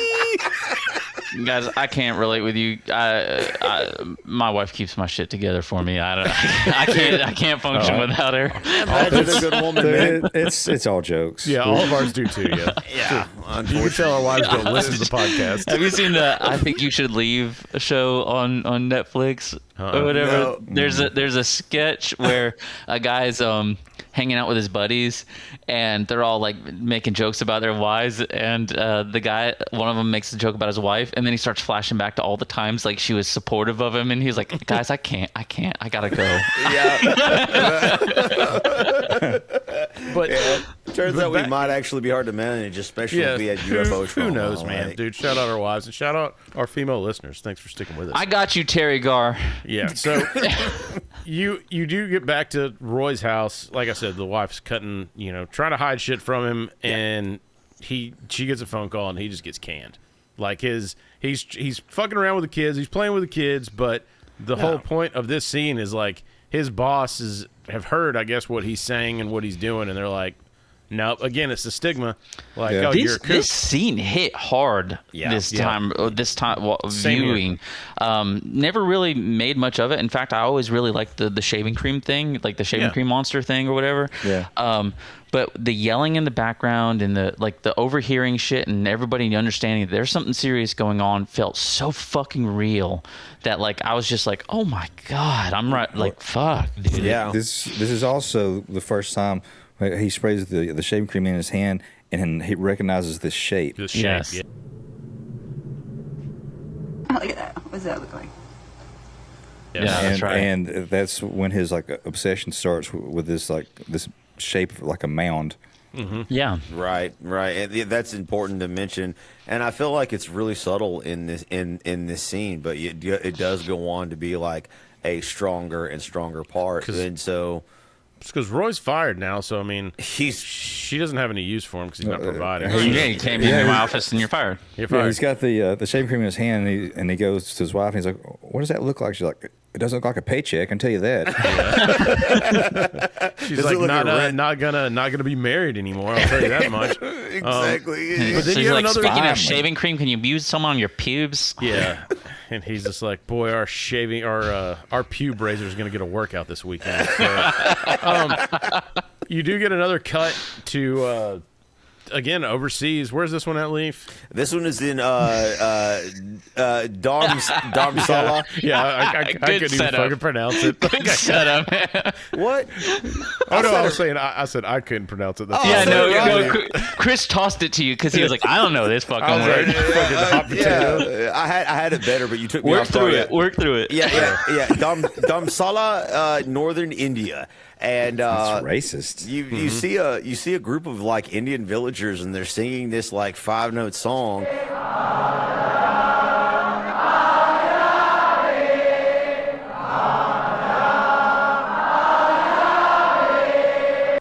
That was sent to them. Chris Olave from the Saints.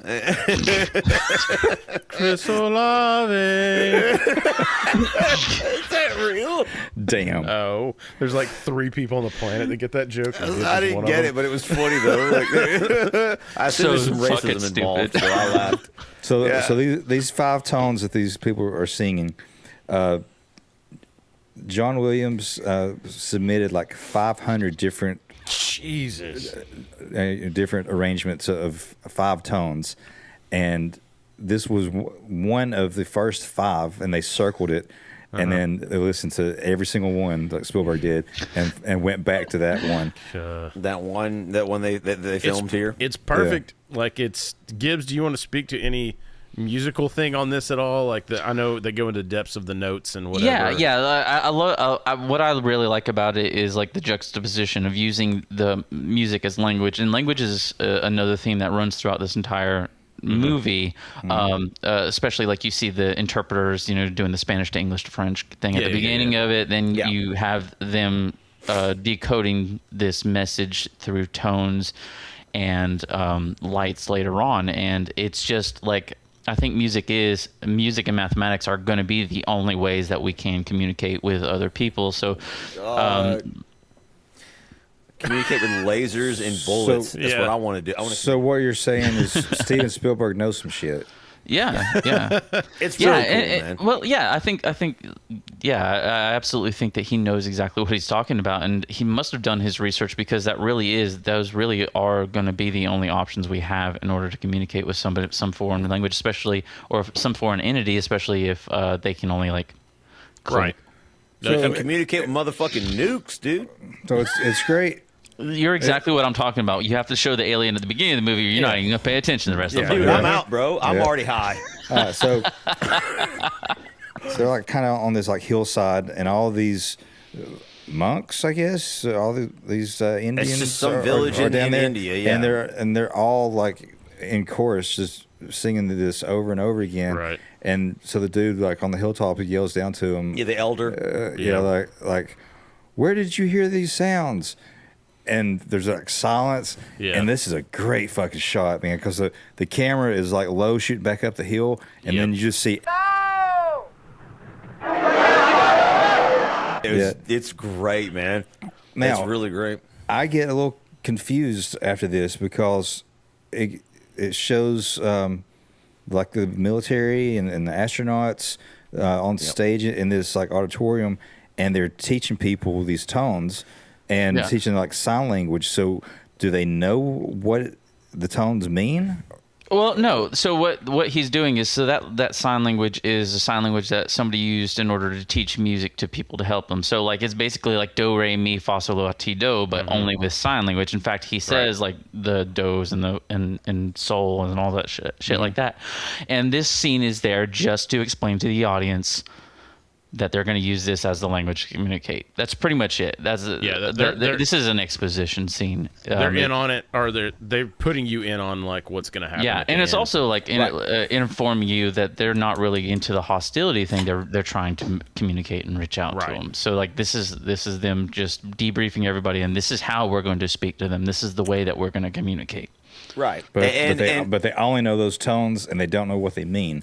Right. Right. But that's how you experiment with language. Like you don't know the first time you heard the word booger poop titties, you didn't know what that meant. But you could say it out loud, and then whenever it's finally used in a context, you start to understand that way. So using that's just kind of a way to decipher language. And that's exactly what happens in this scene. So evidently Lankham records like the native Indians. Dots, not feathers, yeah. Singing, and he takes this back to the military group. And he's like, listen, that's exactly what happens. Like he tells them, look, this means something. And this is where you get like the first time that is mentioned. Lankham is like, dude, I know that this matters. Like the aliens are trying to communicate with us. They give us these tones, these musical tones. You just have to like decipher what's happening here. What are they trying to say to us? Break it down like one note at a time. They'll play one note, they stop, and they're like discussions. One note, they'll stop. Like you said, they're really going. It's kind of like before tabs were out, and you try to learn a song on guitar. And you play like two notes play, and you're like, I know this is only 3 chords, but I can't for the life figure out.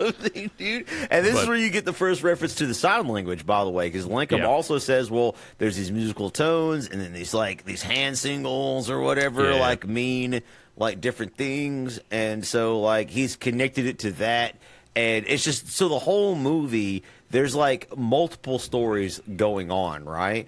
And this, Lankham is sort of traveling the world, collecting all these bits of information for an event like coming up, right? Like we're building to something. So we cut back to old poor Roy, dude. Like I really, really like this scene. He gathers with a bunch of other UFO watchers late in the night. He's unemployed. What the hell else does he have to do? Dude. Right? And they're all eating KFC, drinking Budweiser. I know, like the old lady sitting at the plastic fold-out table. Yes. What is she playing, solitaire or something? She's playing cards or something? Yeah. Dude, She's got the big Bud Heavy. Dude, hell yeah. So but I mean, I'm sorry, Budweiser. Yeah. They don't like the heavy. Anyway, so they're just hanging out, and they're waiting to see something in the sky, and you do find this is where you do get the sunburn connection, right? Like where Julian shows up. Yeah. And she is just sans bra, dude. Just, God. Leaf's like, I didn't even know she was sunburned. I just kept looking down. I didn't, dude. She even pulls the shirt up. She's like, yeah, I'm sunburned. I'm like, yeah, I see. I can see that. Like, you're sunburned into the deep V because you don't wear, like, any clothes. I'm going to be straight up with you. I won't even put that leg lamp in my house. Like, whatever you want me to do, I will do for you. Like, you just tell me. I don't even need the dumb lamp. Like, let's go. I don't even like that song anymore. Yeah, exactly. And this is where you start to get a connection. I feel like this scene is all just to basically sort of connect everything that's been going on, like when it comes to some of the UFO experiencers, right? Like all these people have clearly seen the aliens. They've had an experience with them. Julian and Roy connect, and like Julian's little boy Barry is like making a mud pile, like, right? And not only is he infatuated with it, like suddenly Roy and Barry's mom join, and they're all just like infatuated with it, and they don't really explain too much about it. Like they're just like, dude, this like means something. Like they both keep saying the same. They echo the same line that Lankham echoed in the scene before. They're like, we don't know what this is. Like, do you have this desire? And she's evidently an artist. Like she draws like charcoal, like paintings and stuff like that, right? And Roy, we established very early on, he has model trains, but he builds models of things, and they're just this obsession with this mound. Just starts to really, which she finally connects with us, because throughout this entire movie, Leaf, me, Shadwick, and Gibbs have also had an obsession with two mounds that have been on the screen since the beginning, dude. And I can't get them out of my mind. I have to draw them constantly. But suddenly, dang, she got some boobies on her. But suddenly, in the background, you see the lights like start to flash, and like everybody sort of like stands up, and they're really excited that the aliens have returned. But it turns out it's just these military helicopters like just with them? descend on the people to the gathered by the side of the road. Do they like get rid of them? Like they're running them off? Being dicks. They just kind of blew shit everywhere. Dicks, man, and everybody's panicking and running. Solitaire cards? The cards. She drops her KFC, dude. It's disgusting, dude. Hope she didn't spill her delicious Budweiser. Delicious, man. So I wish you guys would have just told me that we were going to be doing that. That's all. It's not so. It's not that bad here, but like right across the ridge from my house, there's a military base or a military like training facility. I seen it, and we'll get helicopters. For some reason, it's always like about 11:45 at night. We'll go over and like shake the house. That's when the aliens show up. Shadwick always is playing solitaire with his Bud Heavy and KFC outside. I was there, dude. He's never learned his lesson. I was like, can I have some of your KFC? And he was like, get your own. And it's like, his shit's flying everywhere. Yeah, right? Right? And so... original recipe. I don't fuck with that extra crispy stuff. But we cut back to Lankham at a Goldstone radio station where, you know, this big deep space like communication complex with a satellite has started to receive something back from the extraterrestrials. Yep, and they've deciphered some of the they've deciphered the the code. That's what the code was. It was party.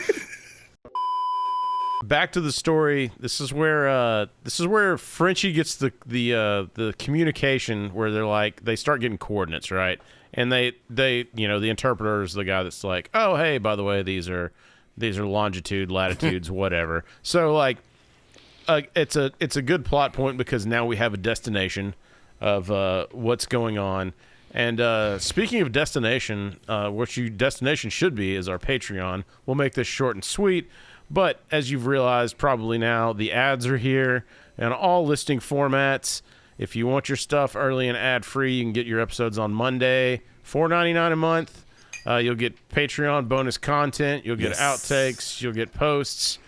from us, interactions from us. We go live periodically on there, man. We got some bonus episodes on the hip about to drop, so check us out on Patreon, man. Again, $4.99 a month, and it helps us out tremendously, so thank you for listening to the podcast. But, dude, Barry finally gets abducted, and this scene is terrifying. This is it. Speaking, yeah. So, Shadow, do you want to take this? Is this the one you said was just like kind of mess with you a little bit? Yeah, like I said, I was young when I saw this, and this was the only scene, this was the only reference I had to this movie for a long time.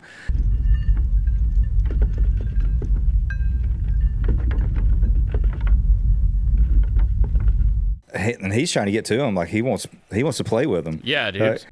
You can come and play now. You can come and play now. And then the most terrifying part to me was seeing the screws backing out of that floor vent. Oh, dude, yes. Yeah, 100%. Go away! And then right after that is the tug of war that happens where he goes out the dog door. She's pulling him, which a little behind the scenes, I guess his real mom was on the other side during the shooting. Like, yeah, she was tugging him. They used do a little, obviously, kid was safe. But, like, it's just heart-wrenching scene. She can't hold on. He slips out.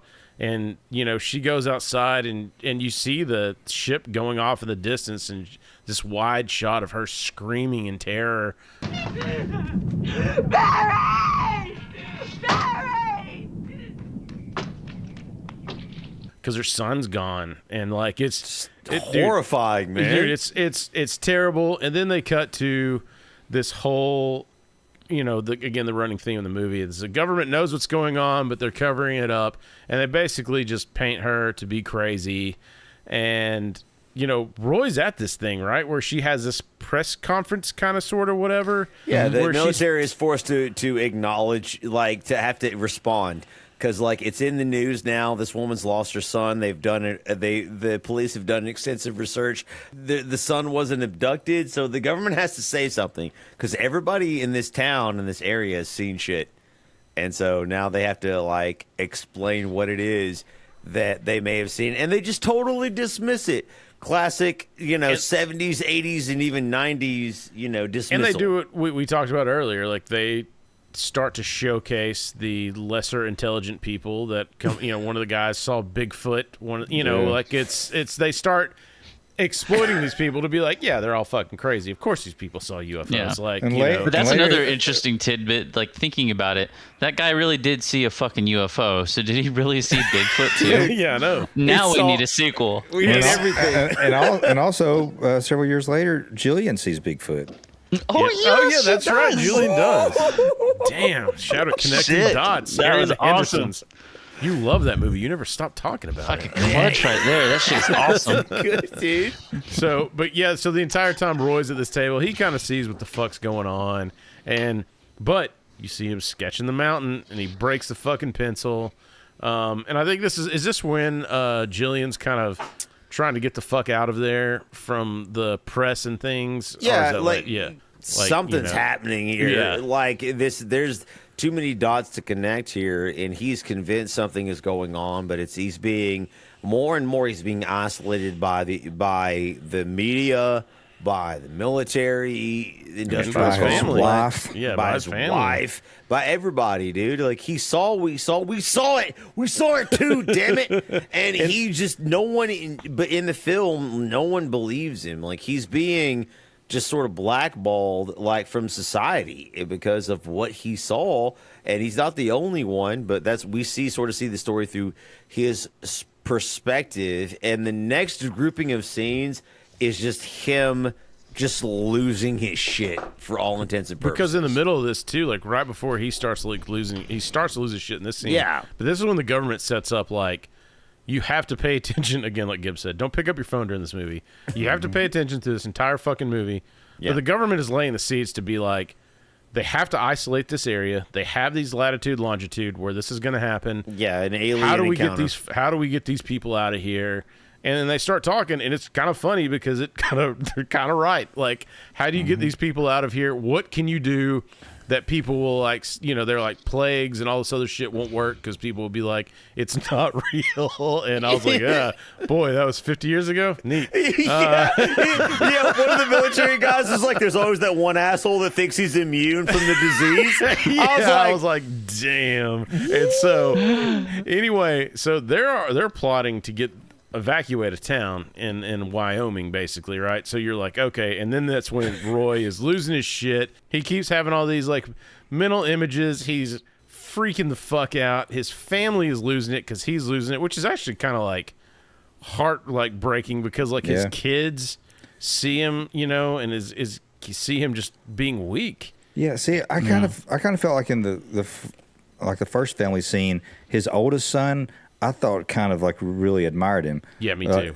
And then to the point where he's sitting at the table and he's like stacking the mashed potatoes on there, and the kid's just like staring at him like he's just like losing all respect for him. I'm telling you, and that shot is the most like powerful thing in this film. Like that shot with the dioptic lens, where they're both in focus and you see both of their emotions in their faces. It tears me apart. And it's like the kid starts crying, right? Because he kind of realizes, he realizes his dad is losing his mind.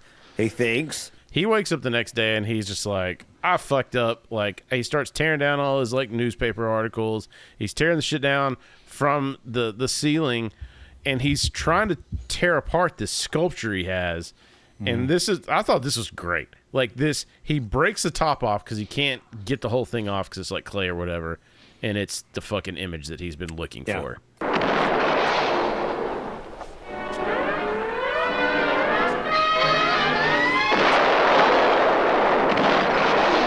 And then he loses his mind and he needs to build a bigger scale model. And this is when she's had fucking enough. Honey, where are you going? What? Where are you going? Taking the kids to my sister's.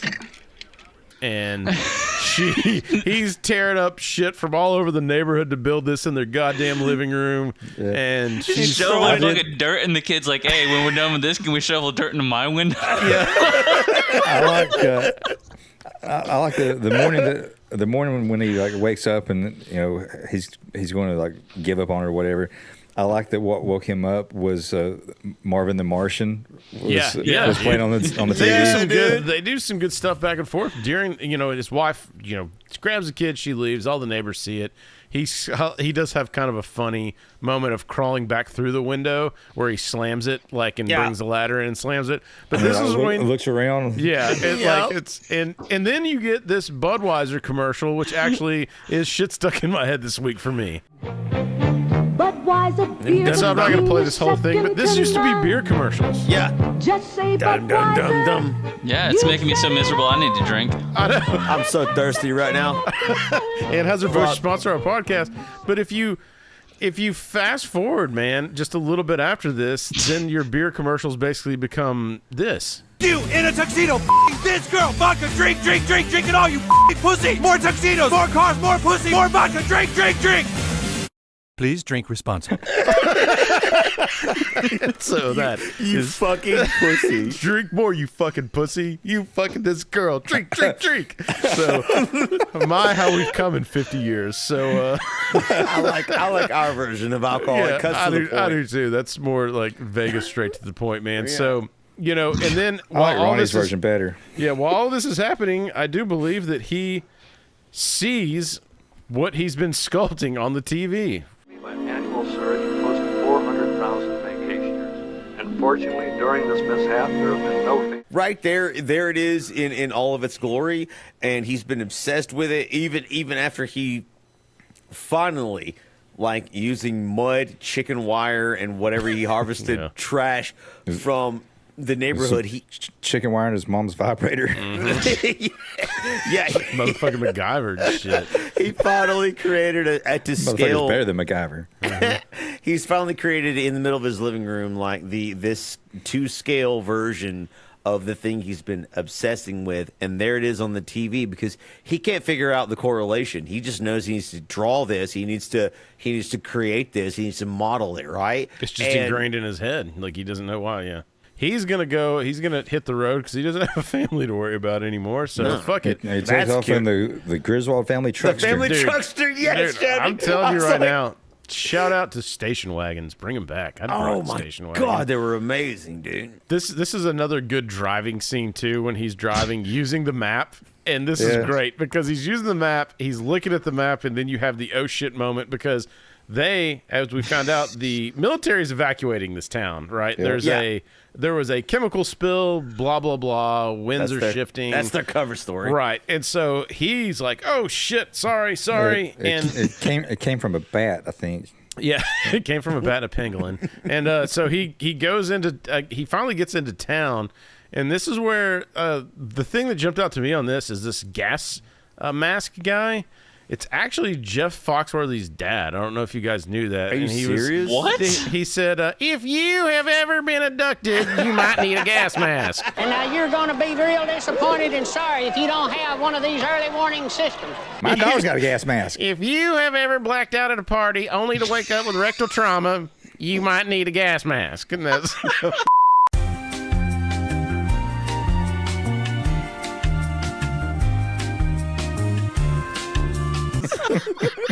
He sounds just like Jeff Foxworthy. I'm just saying. But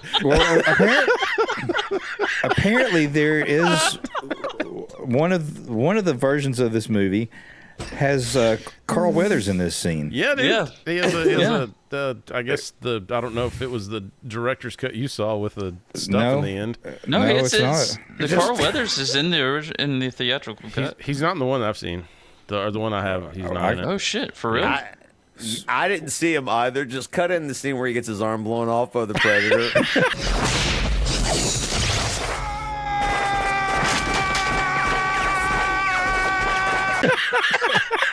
That's where he is. But this is a good scene because he runs into Julian.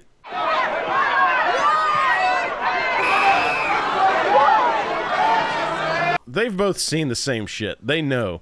Right, so they're on the same page. Yeah, and you get scenes of her like drawing. She's an artist, so she's doing charcoal sketches of the mountain, like while he was doing scale models. So yeah, they connect. He has the map here too. So he says, "Hey man, like we got to go through these exclusion zones and things to get to to the mountain." And you do have this great scene where they're cutting through and all this kind of shit, and they see it, and they're like, "Oh shit, there it is." Yeah. And so now they're trying to go to it, and then the government, full gear, pulls them out of the car. And this is something we talked about off air, that it took me a few watches to catch, because they have these two pigeons in a cage. Maybe the good feathers, we don't know. Animaniacs hasn't happened yet. Hey, cool, I'm walking here. You're walking with me? Is that what you're doing? Are you walking with me? They're alive, because they're discussing as they go down the road. They're like, this is a hoax. They see stuff, animals laid out, and you're like, what? Yeah, is this really real? And so if you listen, you can hear them spray something on the birds, and they spray that gas. I forgot what the gas is called. It's some sort of a nerve agent. It's some sort of like sleep gas. And so they spray this gas on the pigeon, but you really have to listen, because it's hard to say, or it's hard for you to understand, is that the guy breathing this gas mask and just looking at the pigeons? I didn't hear it. But you hear it. I think that's supposed to be a spray. So he sprays, and so then he shows them, look, your birds are fucking dead. And they're like, oh shit, they were alive 2 seconds ago. I guess this air is toxic. Blah blah blah. So maybe it's not a hoax. Yeah, and then so now they're captured, and this is when Roy and Frenchie meet up. I'm just gonna keep calling him Frenchie. Frenchie Cowazon. At this point in time, it's fine. And this is a great scene here with Roy, flexing some acting chops here where he's being interrogated. If this is just nerve gas, how come I know everything in such detail? I've never been here before. How come I know so much? What the hell is going on around here? And so, like, the truth comes out finally. Like, Frenchie admits that, okay, like, you were summoned here, and you're not the only one. And he shows them the other photographs of the abductees and the others who had alien encounters. He recognizes any of them, and he only recognizes her, right? Yeah. Right. He's like, I've seen those tits before. Leaf's like, God, Lord knows I have, man. They haven't been in a brawl since the beginning of the film, and I know them.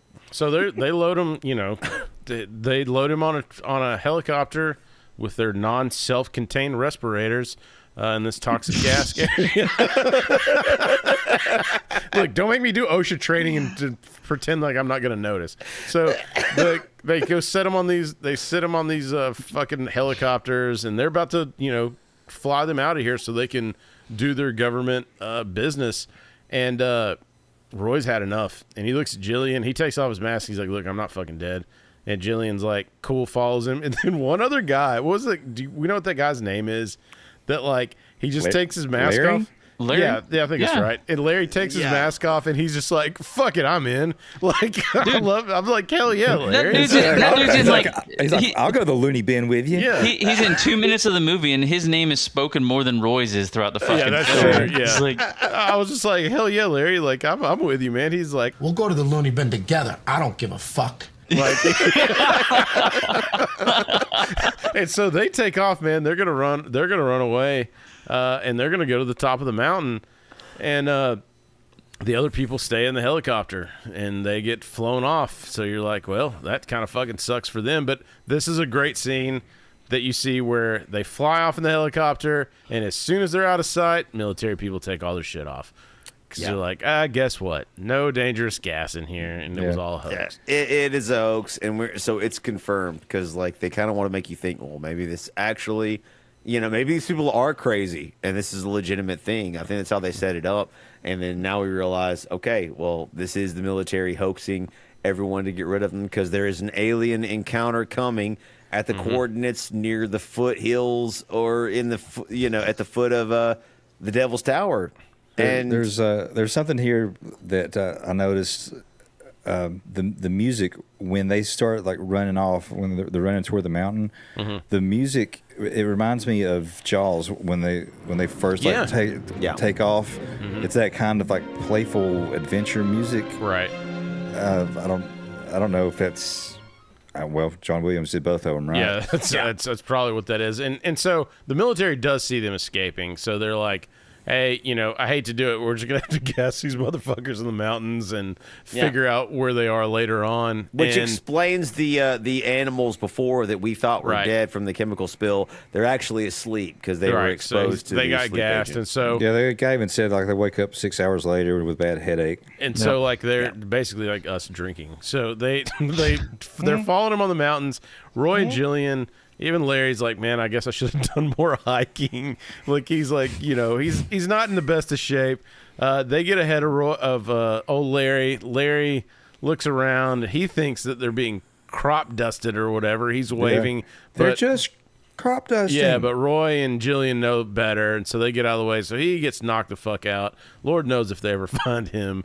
He probably just woke up, just hung over his shit in the middle of a mountain. I guess I've been Roy. there. He's just laying there sucking his thumb. Yeah, good old Larry just hammered his shit. But they finally, just kind of zoom forward to this. They finally get to the top.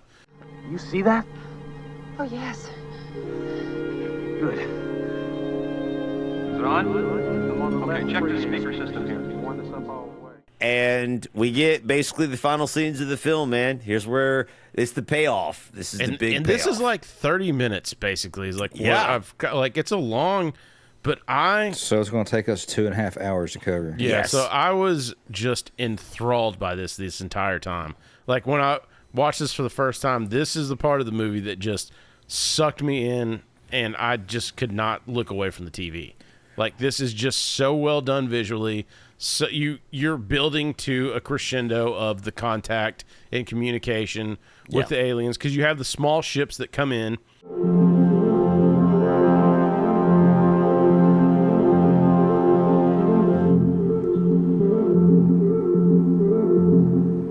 They're trying to figure out, so obviously you have a note. It could be playing multiple different octaves, right? And so what they're trying to do, you see these small alien craft sort of fly down. The ones we saw earlier. The ones from the beginning of the film, right? And they're sort of like they're sitting there in front of them. When the fuck do we get ice cream? And they're trying to figure out obviously this music was from them, so we're trying to repeat it back in a way that the aliens will understand, and so they try various different octaves and speeds. Also, they're playing it faster and slower. The song, trying to figure out when they'll respond, but eventually they do.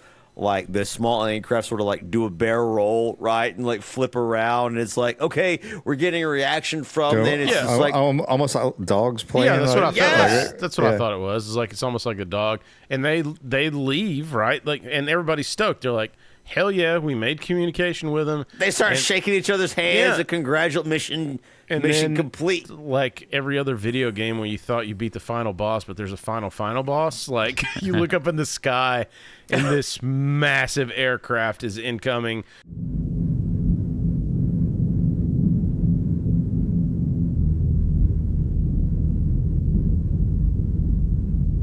Which there's a couple of Easter eggs on the craft itself. So right when it's coming up above Julian and Roy, you can see an upside down R2-D2 that's on the bottom of the ship.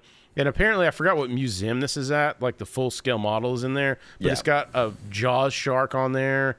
Ridiculous. It's got some others. It's got I want to say like some other Star Wars stuff on there. Yeah, it's got like a TIE fighter. Yeah, TIE fighter. So it was Industrial Light, right? ILM, yeah. Yeah, they're the ones that, they worked on Star Wars. Yeah. So it was one of those guys that like snuck that onto this. That's cool shit. Like it's just a cool homage because you don't see all of those on film, but you can see them in person. I wonder too, like back when Roy was making the model, the huge model in his house, wasn't there like a couple of Star Trek ships or something, figures or something that was probably in there? I'm sure. Yeah. But I wonder if that was kind of like a little FU to Lucas. I'm not an FU. Well, no, but these were being made at the same time, so I don't think Steven Spielberg would have been even aware of that sort of shit. Well, they did it later on too in our previous episode of with Indiana Jones. Like the hieroglyphics had an R2-D2 and like I think a C-3PO like in the I think they had R2-D2 and C-3PO flopped his dick on top of R2-D2. The big ship comes up. I think they continue to start. But by the way, shout out to a Steven Spielberg moment that happens in this when the ship's pulling up and the one dude runs in the bathroom a la Jurassic Park will later on. Like,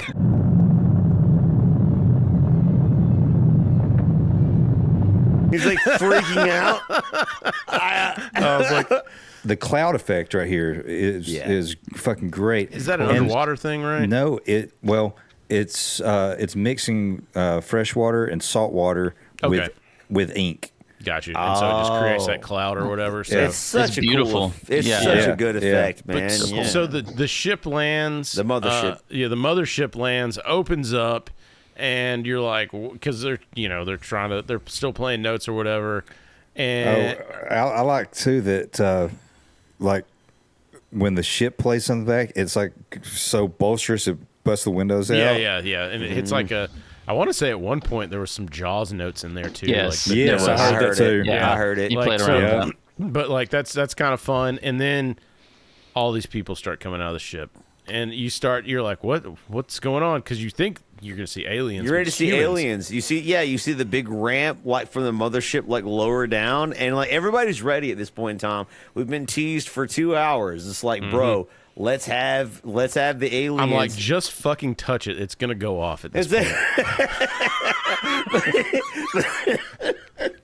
But instead, yeah, man. You see human. Fuck.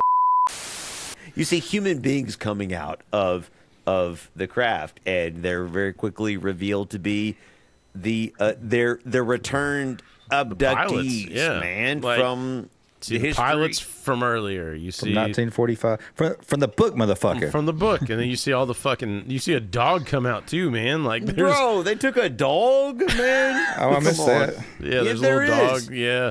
The dog, Indy, what's the dog's name? And so, like, you see all these different, people coming out, and you find out, again, like, they're all the pilots from what we saw at the very beginning of the movie. Ship captains, and pilots. so they're being debriefed at this point to be like, oh, cool, man. So, You've been gone for 40 years. All your friends and family are dead. And thanks for your service.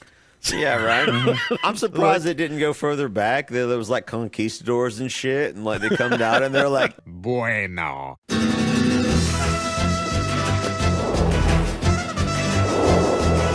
Like, por favor, manténgase a las partes. So, well, they didn't abduct any Huns because they would have just killed everybody on the ship. They just riding a horse and just start like shooting her. The thing that tugs at your heartstrings, old Barry comes out. Yeah, the kid, man. And he runs to his mom, and Fucking Julian's adorable. there, and it's great.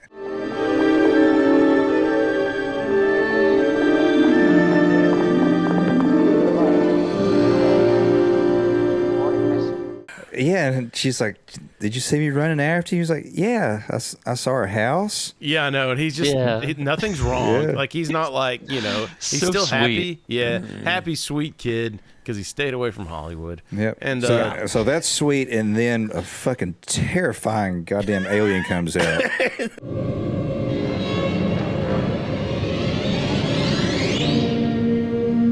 yeah, and so when this alien comes out, and Chadwick, I guess you can go into what was he modeled after, like the face of this alien that comes out. Well, apparently it was modeled after Barry, or the kid that played Barry, and I noticed that more on the little ones. Yeah, me too. But I was also kind of confused. Like this one comes out, and the way it comes out is almost like spider-like. It's got like these like really long limbs, and it's kind of like crouched down. Mm-hmm. But when it comes out, like the tone that's being played, like the background music, when it raises those giant arms to the side, it's like flickering too, right? Goddamn, Like so scary to me. Yeah, it's a flickering light effect, and it's just, But why is that one different than all the other ones? That's exactly what I was going to say. I feel like some of these effects, they put multiple aliens in this final scene. Some of them hold up better than the others. I'm not going to lie to you guys. I fucking laughed the entire time. I laughed at every single one of the aliens, and I was trying to remember what it felt like watching this for the first time, and I just can't. I can't. It's not the effect that's bad necessarily. It's just sort of the uncanny valley of all the different styles of aliens. Chadwick's right. You got the weird long-legged spider alien. You've got the very small, like Willow-esque aliens.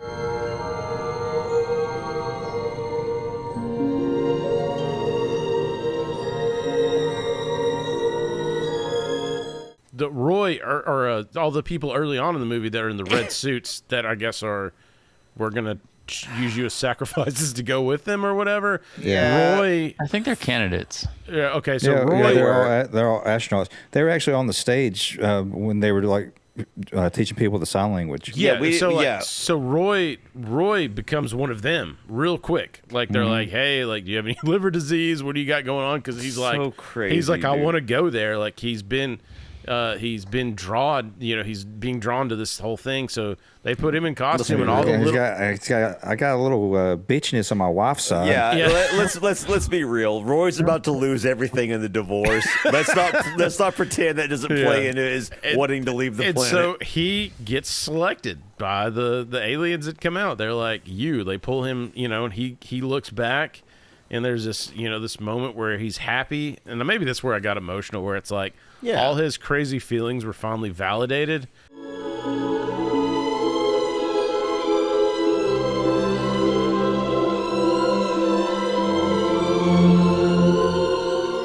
He wasn't gonna have to pay alimony for his ungrateful kids. That's what his grin was all about, bro. I'm with him. He won't be back, or maybe he will be back in 50 years, and won't have to worry about it. Mm-hmm. He'll look the same too. But then you get the sign language thing, I guess, with what's the character's name? I keep calling him Frenchie. Lankum. Yeah, Lankum. Yeah, he's bro. This scene made me laugh so Is that hard. not his name, Gibbs? Did we get his name wrong? I don't give a shit. No, it's fine. It's Lankum. Yeah, it's fine. No, Listen. well, I'm laughing because this entire episode, Leaf has changed the pronunciation of his name like 40 fucking times, and every fucking time it's different.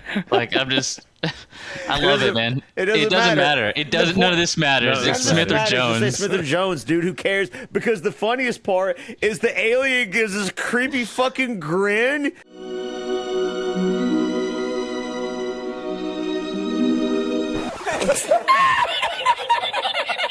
Apparently, that's where Spielberg got the idea for E.T. Yeah, is that Alien? Yeah, that last one. He's like, I wonder, like, what if this one alien like stayed on Earth? You have a very like quick scene, and the very end of the film, you get Roy, like he has the weird cultist red jumpsuit on, and he decides to like join the other potential candidates, which I always thought was weird because cultish red suit. Yeah, dude, it's an astronaut suit. Yeah, okay, like fair enough, but here, listen to my argument. Like, the aliens didn't call those dudes. This is the guys we selected. This is always my problem with the ending of the film. The government got rid of the people the aliens called, and they're like, here's these superior Aryan candidates. And we chunked the people that the aliens called to the area, and they're probably arrested and detained somewhere. And they just let him back on the farm. They turned that helicopter upside down. Yeah, they inverted the bird. If I'm Roy, I want to talk to some of those pilots that came off before I go onto the ship. Hey, man, like, what's the food situation like? Do they have booze, man? So, how's the sex? But I like at the end, Roy gets on. They're all walking gingerly off that fucking thing, dude. Yeah. You know what happened. No, sir. How's the sex? One way. You know what hurts the most is the lack of respect.